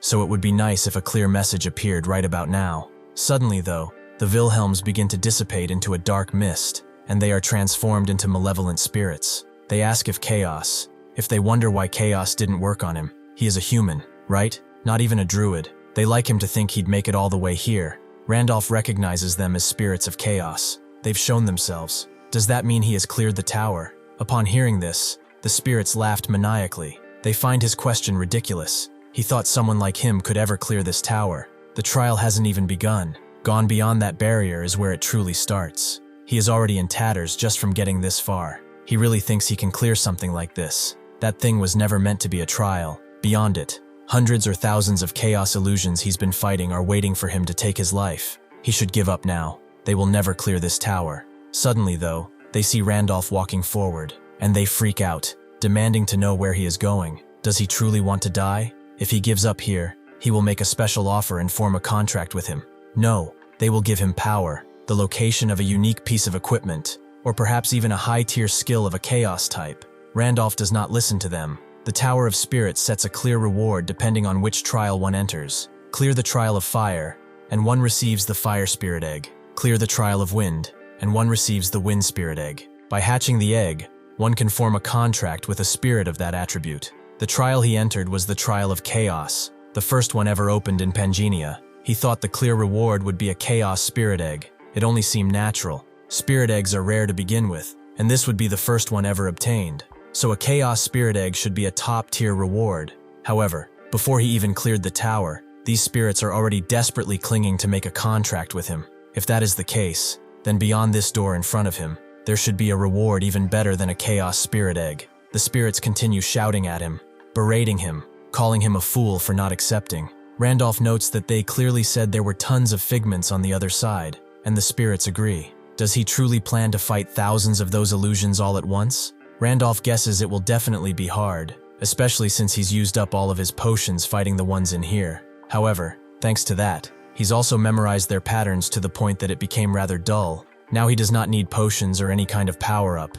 He'll just repeat the patterns he's learned already. If doing only that will let him clear it, there is no reason to refuse. The spirits fall silent for a bit, completely stunned, but then they all smile, not expecting him to challenge it for such a selfish reason. He is an idiot they can actually admire. With that, the light consumes Randolph as he enters the gate, but he is brought back to the lobby of the tower. With this, he has finished the third main quest, and the results are now being calculated. The spirit guide appears behind him, noting that he really did succeed in clearing, so congratulations are in order. It seems his companions are also still alive. Randolph understands that all the talk about the real trial beginning was a lie. The spirits confirm as such. If he had chosen to contract with the spirits of chaos, he would have been trapped there for the rest of his life.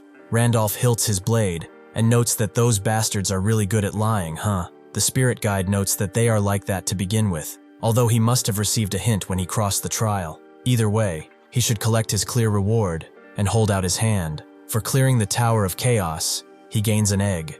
Randolph thinks that if it's nothing hidden, then the reward is likely just a chaos spirit egg. It's a little disappointing, but it's not a bad reward. The system glitches, and the chaos spirit egg suddenly transforms, gaining the heavenly title and becoming glitchier and glitchier, until it's revealed that he has obtained the heavenly spirit egg, an object of seemingly immense power. Randolph has never seen something like this before, and even the system can't categorize it. It's an unknown egg that fell from the heavenly realm, said to lie at the end of light, darkness, and chaos. Only celestials can see and hatch this egg. Randolph thinks that by celestials, it's referring to the heavenly race that lives in the heavenly realm, and the fact that he found this egg is proof that he is one. But no way. Is this connected to his heavenly trait? Maybe heavenly isn't just a name overlap, and this could be a trait related to the celestials. He asks the spirit guide if he knows anything about it, but beyond the fact that it is clearly not an ordinary egg, no. However, even the spirit kings are showing eager interest in it.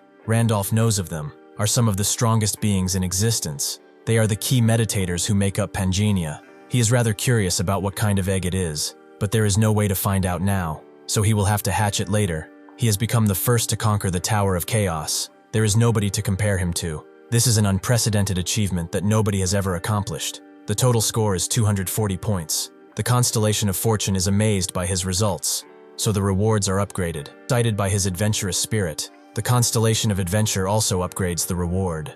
Another constellation praises him for defeating himself. Another cursed constellation expresses interest in him and the heavenly spirit egg, and the constellation that guides black light remembers his name. All three upgrade his reward. Randolph can only be happy. Some constellations showed interest in him back at Dramid's sanctuary too. However, to think 5 of those high and mighty beings would take such an interest. These are all constellations of the 100-star temple. They are beings that play important roles in Pangea's setting, just like the Spirit Kings do. From a player's perspective, they are the kind of beings one loses nothing for staying on their good side, since they can directly assign special quests or upgrade rewards, just like this. In the game setting, he heard they liked stories humans tell. He guesses that means they really liked the Trial of Chaos he showed for the first time in the game's history. Naturally, the grade of the rewards is being transcended due to the constellations, and he can now choose 2 rewards from the 20 listed below. Randolph is impressed. This is far more than what he could have imagined. Sometime later, Isabella and Hudson cleared the tower and came out too. Isabella received a wind spirit egg as her clear reward, and Hudson got the water spirit egg. The number of spirit eggs one gets as a reward is decided randomly. Luckily, Isabella obtained 2 spirit eggs and decided to keep her promise to the dryads by giving them 1. If someday they hatch the wind spirit and release it into the forest, this bass rock forest can regain its vitality, and the dryads will have a new place to live in. In addition, as thanks, the dryads gave them the best elixir, a mandragora. It's made from a 1,000-year-old medicinal herb that has absorbed the forest's vitality. Naturally and fortunately, they gave it to Isabella, who provided the spirit egg, so she will grow even stronger with this. He has also completed the Return to the Spirit Forest subquest. He gains the title Dryad's Friend, and a waypoint has been created in the teleport book for this forest. Additionally, in the Hall of Fame for the 3rd main quest, he is ranked 1st, so he has obtained the Guardian Wall privilege. As they ride away, Randolph looks at the Guardian Wall, which is a level 11 trait. It protects the locked-out body from danger and even warns him.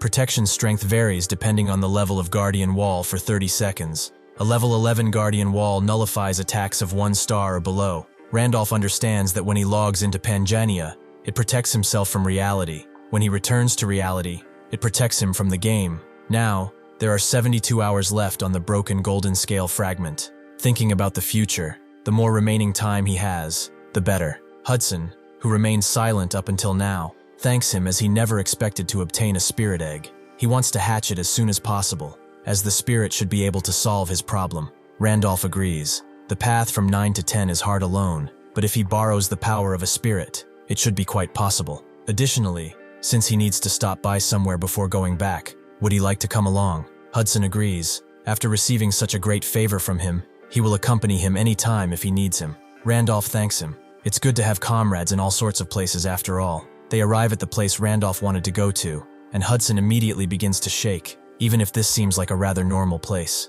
Isabella asks why he is acting like this, and Randolph explains that it's the Knight's Garden, the territory of Marquis Weiser. It's where Hudson's fiancée is. Hudson, who is now despairing, asks why they are here. He is not qualified to propose to Serengeti just yet. Randolph tells him to not make such a fuss. He is not telling him to propose. They are here because he personally has something to ask Serengeti. As they walk around, Randolph sees the state of the city. Even though it seemed fine at first, there's suffering and famine around too, even if hidden in the darkest corners of the town. When they reach the middle, they see people praying to some sort of structure with names written on it. Isabella guesses it's some type of memorial service, and Randolph does not know any of those names, but he does know how they ended up like that. The 500 names carved onto this gravestone all belong to the knights who followed him to the Great Expedition. He never once thought it was strange that he did not know their names. He never tried to remember any either. They weren't even important named NPCs after all, even if they fought for him. That was all part of the setting.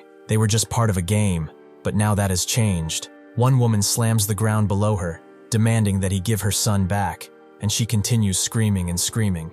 Randolph simply goes up to her, and as she continues screaming, she seems to have a stroke, so he gently grabs her and puts her down. He calls for Isabella and notes that they should go to the relief station.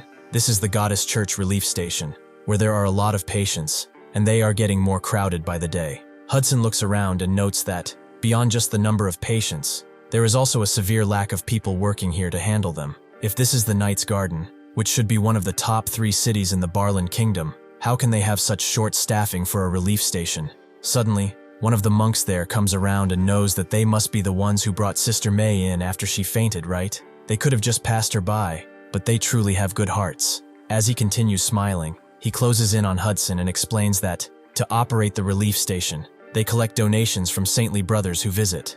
If they could donate just 50 gold, it would be a huge help. Hudson knows what this means. They are charging money for treatment, but how? Randolph is confused too.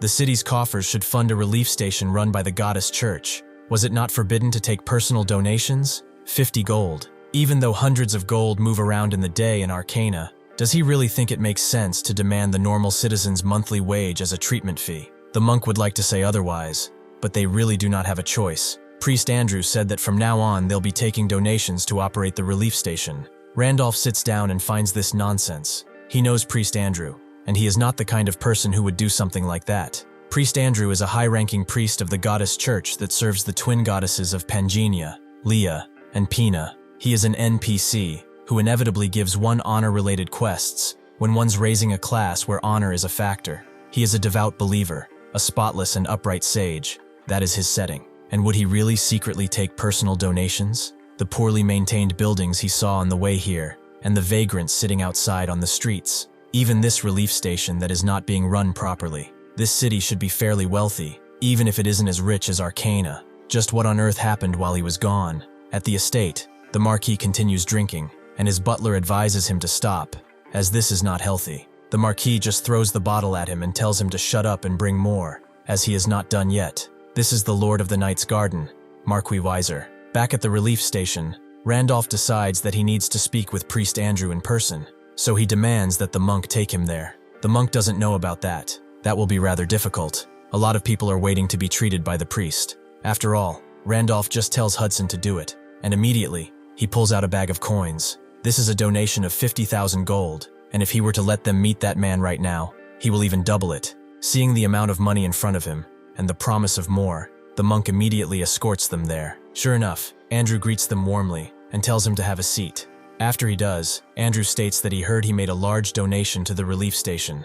Randolph knows that it was not a small amount. He heard he charges 50 gold just to receive a donation, so he figured he wouldn't be able to meet with him with an ordinary sum. Priest Andrew asks if he is disappointed because he is just an old man who cares about money. He is ashamed about it and has nothing to defend against that accusation.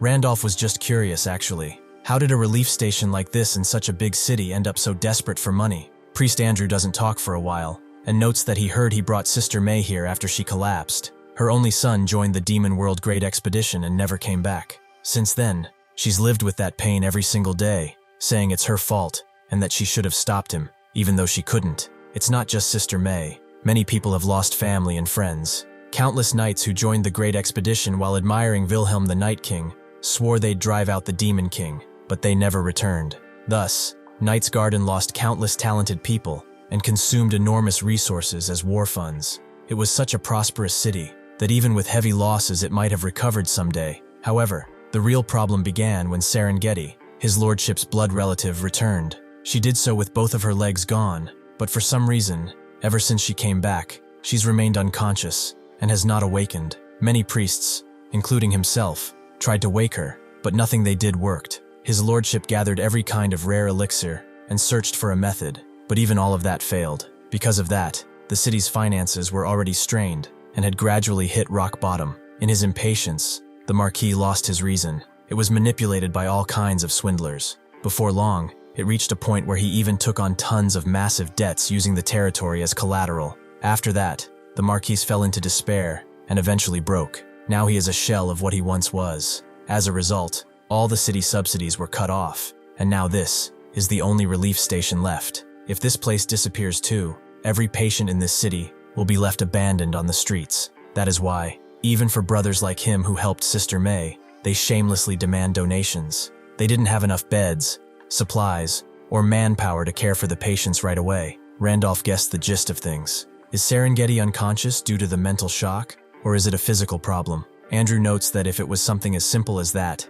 they would have been able to treat it long ago. It seems she's in a cursed state, but it was beyond their ability to do. Randolph thinks about the curse in that case. Like with Isabella, it might be possible to break it with the blessing of the stars. Randolph should be going. He has business with the Marquis after all. Andrew tells him to wait a bit, since his lordship became a shell of his former self and does not readily receive guests as before. He can't exactly call it repayment for his donation, but if he gives him a few days, he will arrange a meeting. Randolph does not have time for that, and he should not worry about the donation. He already got his money's worth. Suddenly, a guard rushes in and tells Priest Andrew that his lordship said to bring in the guest, who donated that amount of money immediately. Randolph tells Andrew that this is what he was talking about, so he will be going. Before he does, though, Andrew stops him one last time, thanking him for helping, even though he does not know the reason.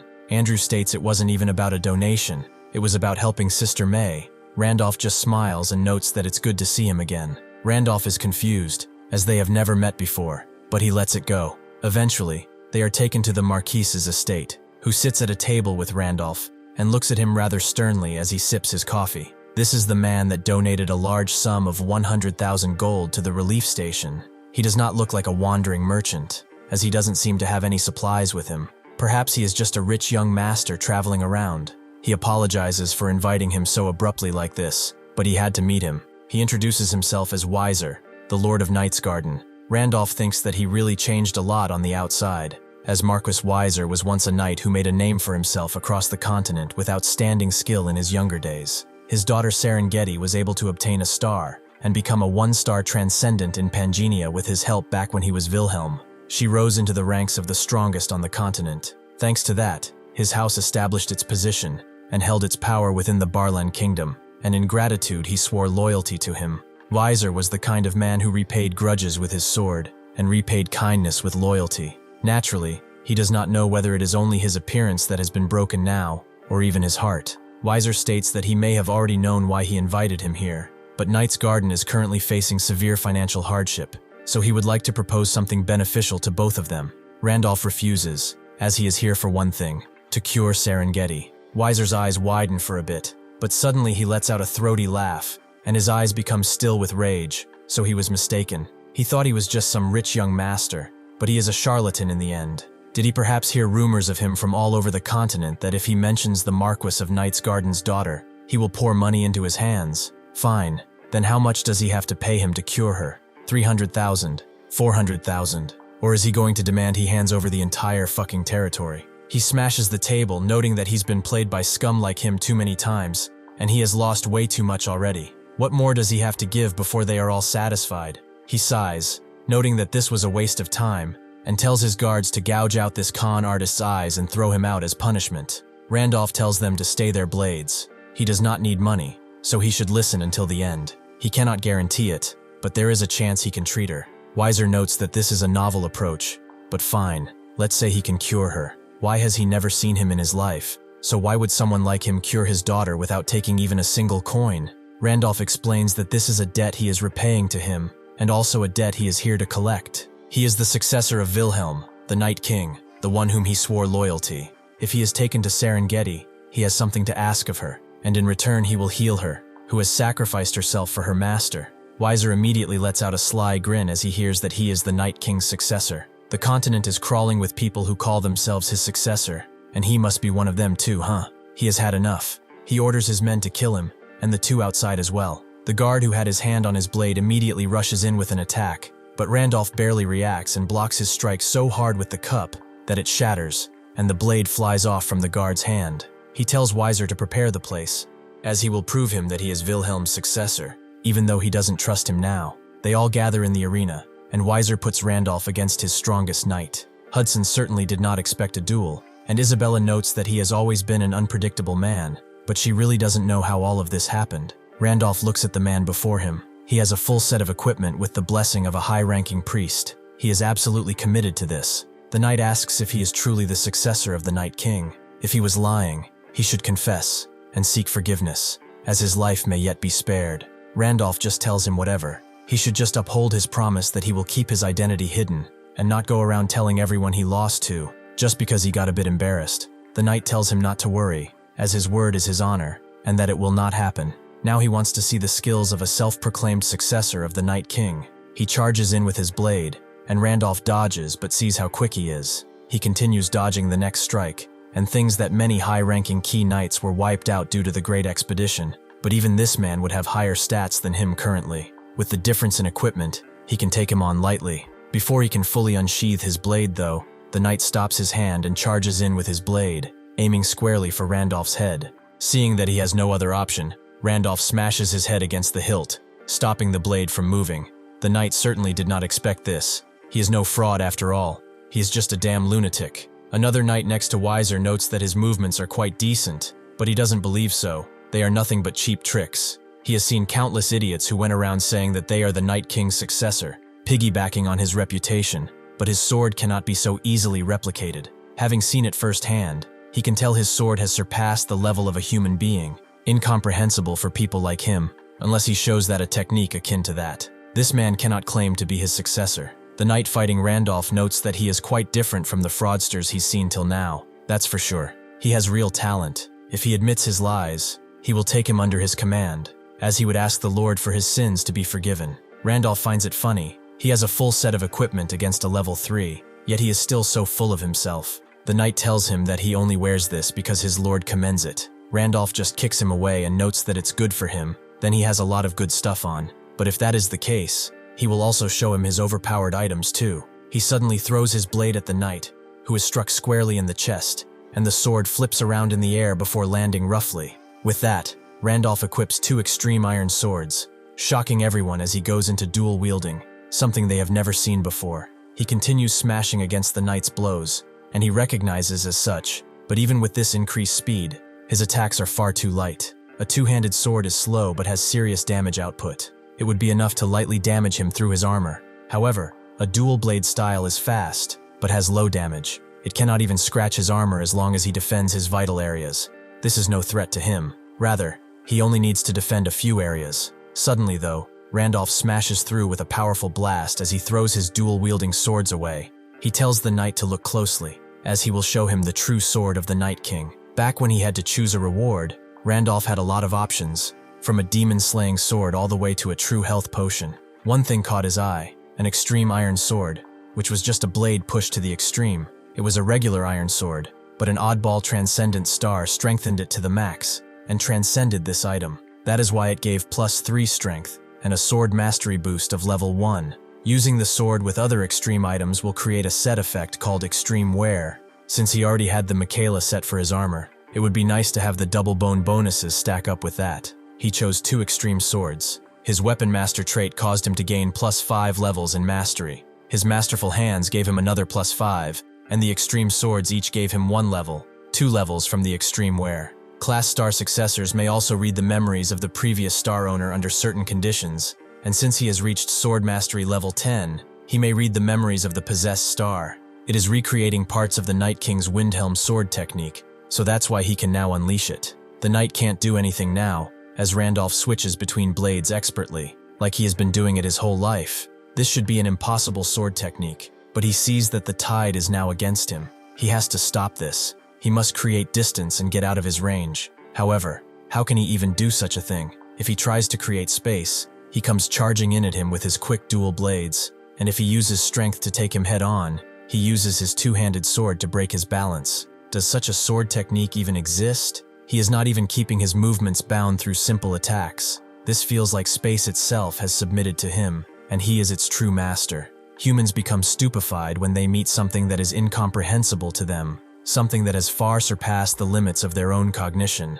They enter a state where they can do nothing but watch. That applies to everyone on the training floor now, Hudson and Isabella too. The same for Weiser and the knight who is facing Randolph. He unleashes his final attack to seal the deal, the sword technique of the Night King Wilhelm, the world-splitting strike. This is something that would split a mountain, but Randolph had its power controlled after the attack is finished. The knight simply drops his blade, only slightly grazed at the neck, and falls down, noting that he lost. After a bit, Randolph screams at Weiser and asks if he needs to show him more. Weiser knows that this is not the case, and tells the other knight that, from now on, they will treat this man with the utmost respect. He is the successor of Wilhelm, the venerable Night King. After this, Weiser takes them to the room where Serengeti is resting, and explains that ever since she returned from the Great Expedition, she has been like this. He has tried everything to wake her up. Every elixir they said was effective and famous healers. None of that seemed to work. He even called a priestess, but because the curse was too powerful, she said there is nothing she or anyone else can do for her.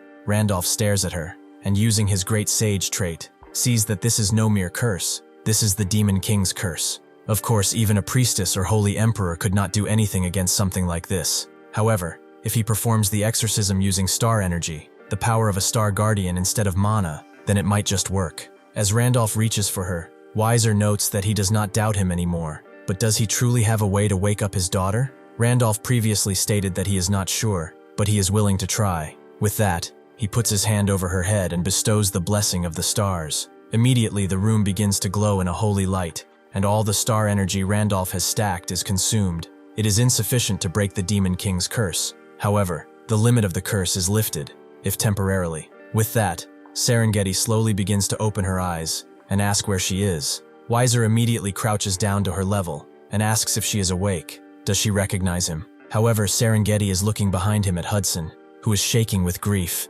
apologizing for coming so late and for not being able to do anything to save her. He thought that as long as she stayed alive, it would be more than enough if he became a member of the city council and returned as fast as he could. The Marquis would definitely acknowledge him too. If she'd lost the lower half of her body, then he would just become her legs, because as long as she was alive, he'd take care of her forever. He believed that if he had not given up, an opportunity would someday appear. However, that belief was nothing more than just arrogance and sheer greed on his part. The opportunities were not eternal, and Serengeti's body kept losing its vitality. The face that used to smile brightly at him grew increasingly thin, and the strong arms that once swung swords that took care of mountains became just branches. If the Starbearer had arrived even a little later, he would have never been able to see her again. Hudson apologizes once again for coming so late, and Weiser demands to know who he is and what he is to his daughter. Randolph tells them all to stop. He knows they cannot contain their emotions right now, but the Demon King's curse has not been completely lifted. Weiser asks if he is saying she will fall asleep again. Randolph explains that at best she will be able to keep her eyes open for today. To completely break the curse, they must find another star. To fully lift it, his star energy needs to be a lot higher. There are only two ways to raise star energy: to level up or find stars. The first thing he must do is to recover the 5 stars that Knight Windhelm dropped when he died. Because of the Star Successor class secret effect, which allows him to read the previous owner's memories from a star, he has to retrieve them as quickly as possible. If someone else gets those stars first, he might not be able to recover Windhelm's memories. He's recovered 1, so there are only 4 left. If he's going to retrieve them quickly, he needs to ask Serengeti about his death. He tells them all to get out, as he has something important to discuss with her alone. With that, Hudson and Weiser go to the table, with Weiser asking if he and Serengeti really secretly proposed to each other. Hudson apologizes that he introduced himself so late, but Weiser just sighs and notes that he is grateful that he came all this way for his daughter. From now on, he won't be seeing her again. This pangs Hudson in the heart, and he gets that he will soon enter the city council and become a man worthy of Serengeti, so he just needs a chance. Just one. Weiser tells him that this is not about whether he likes him or not. The Great Expedition's aftermath costed them dearly, so restoring the knights and treating Serengeti took an enormous amount of money. In the end, after the territory's funds went dry, they were reduced to begging other houses for help. The one who approached him was Duke Sion's house, a great house in the Valan kingdom that is powerful enough to rival even the king. Duke Sion lent them an enormous sum on the condition that they send Serengeti to him. Back then, he had no other choice. No matter what, continuing her treatment came first. Additionally, even if Serengeti were to never wake up, and their family collapsed like this, he believes that for the sake of Duke Sion's reputation, they would not simply abandon a girl they took in. He accepted the offer for that reason. In 1 month, he promised that she would be sent to his house. It is an unavoidable decision to protect the story, the territory, and Serengeti, so he should forget about her too, for her sake. Serengeti looks at Randolph and demands to know who he is. He explains that he is the successor of the Night King, Wilhelm. He came to deliver news of his final moments. Serengeti tells him to stop lying, as he has no successor. Randolph expected something like this from one of his closest aides. There is no way she'd let him brush this off with just vague words. So he explains that the day she first faced a star, she could not stop worrying that if she consumed a star and transcended, she might stop being Serengeti. Back then, he could not understand the anxiety within her. However, thinking about it now, it must have been that she wanted her love for Hudson to remain unchanged. Serengeti is confused that something only Wilhelm and she would know. But Randolph knows another thing, that he gave her words of encouragement. Well, it's more like he actually just pushed her and told her to get on with it. Serengeti begins to let out a stream of tears. Randolph explains that there are circumstances. His appearance has changed drastically, but yes, if she wants, he can tell her other stuff as well. He knows about the memory of when he encouraged Serengeti because of one thing back then, when he was a player. He did not know the details of what was said. The encouragement he gave was just one of 26 emotional expressions that pop up when one presses the control and keyboard keys together. However, thanks to the Star Successor's class hidden effect, it happened yesterday, as if the scene was being drawn inside his head naturally. That manner of encouragement was not his, but but an action reflecting the personality of the character named Wilhelm. Serengeti knows that he is not the kind of man who would speak lightly to others, so this is more than enough. Randolph thanks her for believing him, and she also asks, if his appearance changed, does that mean he became a sinner? Randolph confirms as such. She tells him to be wary of hunters from now on, but he is already a few steps ahead of her. People, players actually, who possess others while retaining memories from before death are called sinners, and the NPCs who specialize in hunting sinners are called hunters or reapers. Randolph notes that, more importantly, there is something he wants to ask about his final moments. That day, he definitely slayed the Demon King. He is sure he drove the path of light into that bastard's very core, and that his body started to collapse. However, in that instant, everything just stopped. After that, his consciousness cut out, and he died. He wants to know from her own mouth about what happened the day he died. The Demon World expedition led by Wilhelm involved unprecedented forces of 200,000 elite troops, and their morale, driven by the ambition to become the heroes of the first Demon World expedition. Based on the data they've accumulated so far, they prepared thoroughly for that world. A meticulous operation with not a single inch of error left, and every variable accounted for was designed. Everything was perfect, or rather it was supposed to be. Serengeti lay down amongst the bodies of her comrades. The fight was completely ripped out of her. A priestess told her to continue forward. She would give her blessing, even if it was to cost her her life. Another soldier noted that it was frustrating, but this was probably as far as he would go, so she should leave. Another told her to hurry, and so on. Everyone basically dumped their last words onto her, and she could not do anything but cry, noting that it's truly over. Even after using that many lives as stepping stones, they could not even reach the Demon King's feet. She did not even pay any mind to the undead that came out of the ground. People she used to think of as comrades, now just bodies that seek flesh. Serengeti thought that it attacked them, as if it knew their movements. This makes no sense unless a traitor is colluding with the demons among them. This was the end for her. They were collapsing from inside the expedition force. Was this truly impossible from the very beginning? Suddenly, beams of light took care of the undead, and a voice told her that it is not over yet. That beam of light grew into a ball, and it exploded throughout, taking the undead out with extreme prejudice. Wilhelm appeared before her, noting that she looked quite exhausted, but she should rest for a moment, as it will all be over soon. Wilhelm was known as the martial god. The Night King was a living god himself. Before the martial god, the demons were so outmatched that one could even feel sorry for them. That's how overwhelming his presence was. A single strike of his reshaped the earth itself. The deep despair that Serengeti felt, the aching loneliness of her own demise, it was all cut down into nothing but by a single sword and a single man who was determined to see it through. As they walked through the demon realm together, Serengeti told him that there was no need for him to do this. Her body has already recovered enough. He told her not to worry about it. He is only saying it so she can recover her stamina. But are they the only two that survived? Serengeti noted that, excluding the wounded they sent back through the entrance of the demon world, this would be counted as a total annihilation. Wilhelm understood and noted that, at the very least, she must survive and return. She cried every night, saying she wanted to see that guy Hudson or whatever his name was. Serengeti became embarrassed and screamed that she did not cry. However, she will definitely go meet him again. Suddenly, a gigantic demonic rune right in the middle of where they were walking.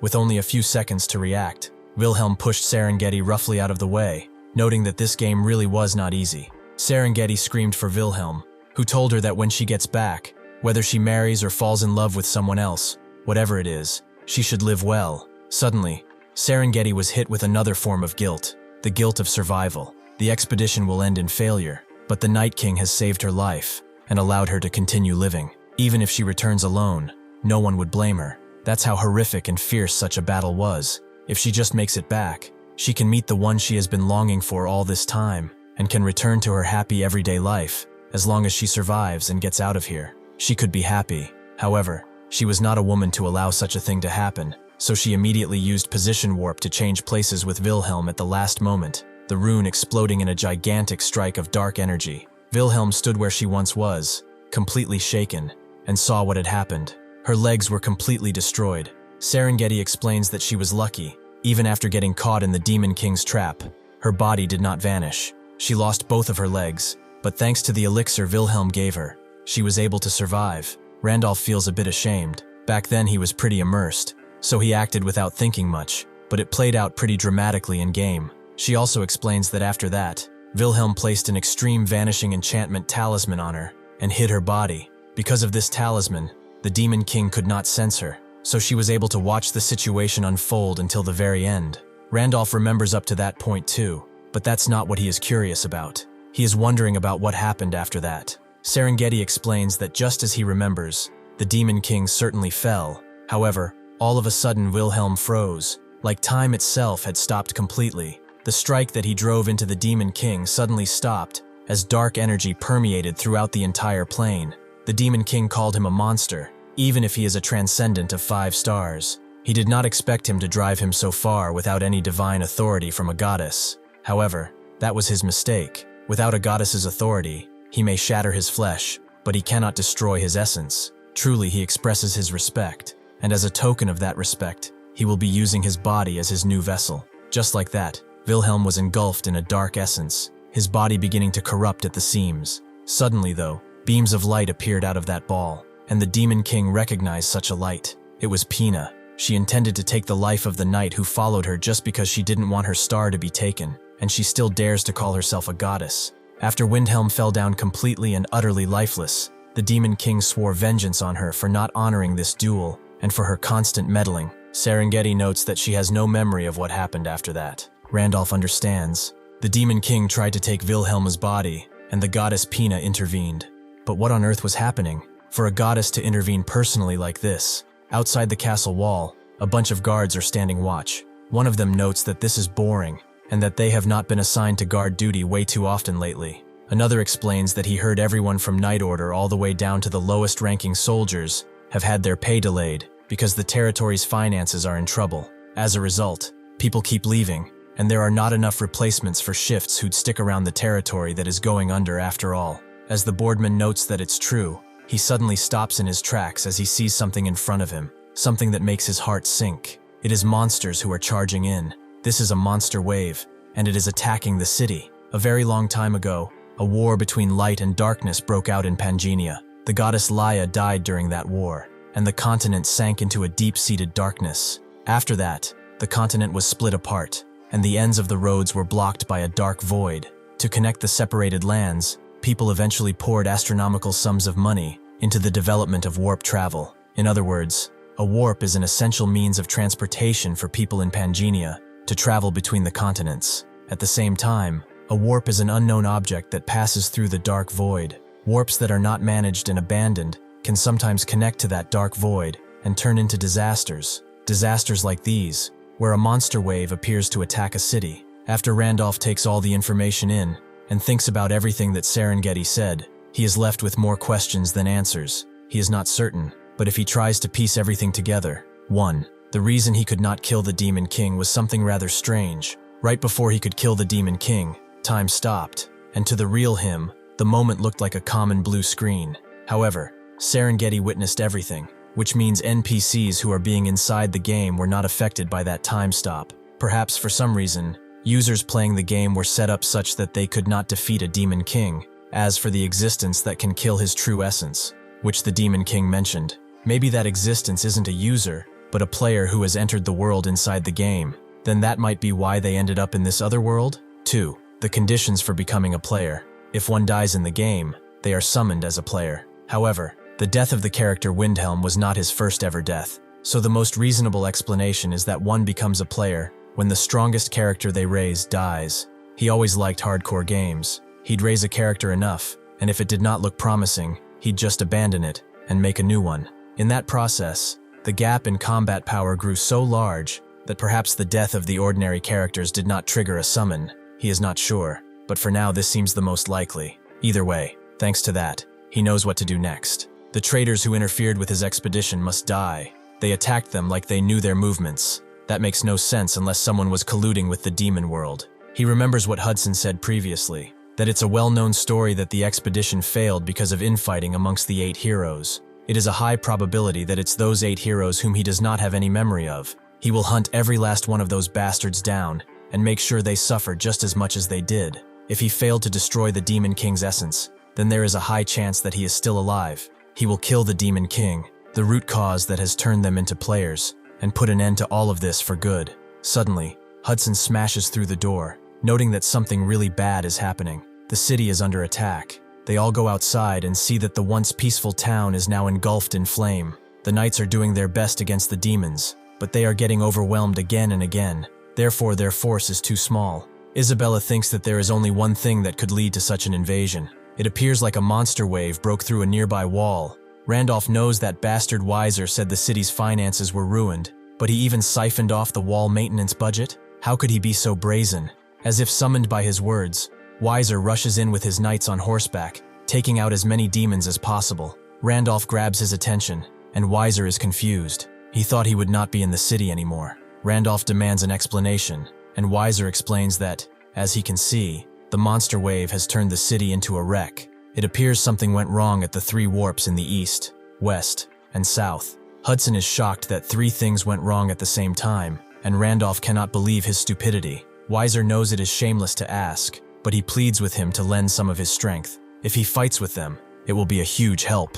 With that, Randolph gains 2 quests, the Defender City sub-quest, and the 4th main quest, to fill the crack in the dark void. The warp has overheated before the strong ones from the abyss can spill out. He must stop all the overheated warps from operating in 10 minutes. Randolph can't believe how brave and wise he is. He is throwing a quest at him in this situation. He continues begging him, but with the city's current forces defending, it is impossible. Hudson also begs him to help with Serengeti's territory, but Isabella tells him this is not something that one can decide with emotions. Randolph thinks that this is truly the worst-case scenario. For now, it's only normal monsters, so they are holding on, but the moment 10 minutes pass and a hybrid appears, they will be wiped out without being able to do anything against it. A hybrid is something neither he nor anyone here can handle at this moment. The only way to prevent hybrids from appearing is to destroy all the 3 warp gates and clear the quest before 10 minutes are up. However, they do not have enough forces. The regular soldiers are busy defending the city,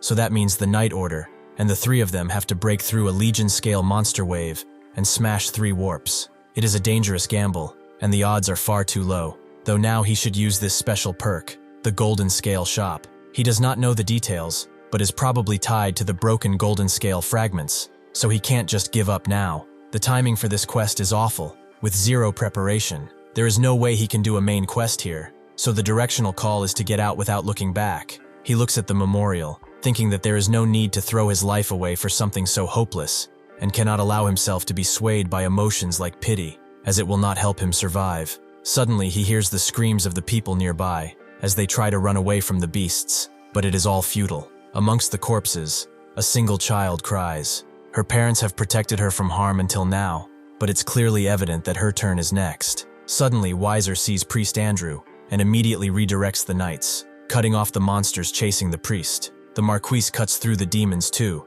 and tells Andrew that he must get a horse. They cannot save everyone anyway, and if they lose him, then there is truly no hope. Andrew notes that he refuses to abandon everyone, but at the same time a goblin charges in. With only a few inches left beyond them, there is no way anyone would have time to react. Unless it's Isabella, that is. She cuts the goblin's head and hand off with ease, confusing everyone. Randolph knows that it might be quite tough this time. Anyone who wants to pull out can do so. Hudson tells him not to say that. This is about defending Serengeti's territory, so of course, he will help. Isabella notes that he talks like things have been comfortable ever since they teamed up. Randolph tells her to shut it, and notes that he is just saying that, because this time, he really needed their help. This is a quest no sane person would ever accept. There is no way to clear this difficulty while dragging a half-collapsing city bundle of NPCs along. The only reason he accepted this quest is not that he feels sorry for the dying people, not because he feels responsible for a city that fell after joining the expedition, and not because he wants to protect the family of a subordinate who lost his leg saving him. It is also not because he feels guilty about the people who lost their families because of him. Surely not. It is just because he is a freak who loves hardcore situations. Starting now, they are going to cut a path through this wave, no matter how long it will take. The Marquise charges in with his men, but one of them asks if they are really going to keep pushing through like this. If they fail, they will be isolated in the middle of enemy lines, and nobody will be able to pull them out of there. The Marquise, however, doesn't answer. He knows that this is basically a suicide mission. He trusts what Randolph has said. When he suggested that they carve through this wave, Weiser was naturally against it. With only their current knights,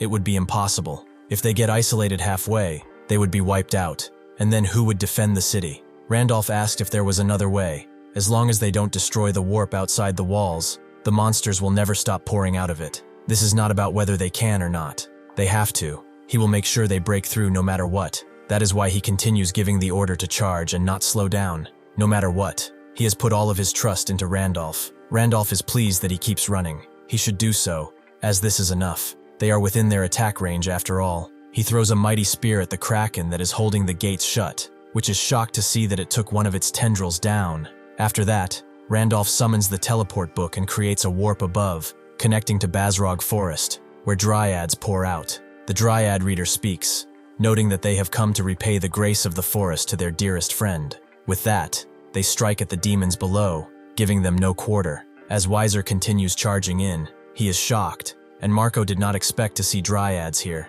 It seems he had a hidden card up his sleeve. Randolph never expected a sub-quest reward he got in the Bazrog Forest to be so helpful. Stopping by the forest back then felt like it was just pure luck, so he wants to see, truly see, what it means to be a friend of the forest. The dryad leader sees that the kraken is blocking the entrance, and he also sees that Randolph wants to pass through, as he will carve a path for him. With that, he lets a mighty arrow fly, which seems to be just a precise attack at first, but the moment it hits the kraken, the beast explodes along with the piece of gate he was holding. The monsters around all perish under the attack's weight. With that, the knights charge through, actually managing to get out of the city. Marco is glad to see it, and Rebecca knows that they just need to destroy the warps, and it's over. Randolph can't believe he made a path so easily. Is that what a level 9 raid boss monster is like? Weiser rallies everyone, noting that it's far too early to celebrate. The monster wave is not yet over. They have roughly 6 minutes until the hybrid emerges from the warp. They have to destroy all 3 warps and stop the wave. Before that happens, from now on they will split into 3 units. They will destroy the 3 remaining warps simultaneously within the remaining time, and end this once and for all. Randolph, however, notes that they will split their forces into 2 units. But Weiser says they do not have time. He knows just as well as anyone that they cannot leave a warp unguarded.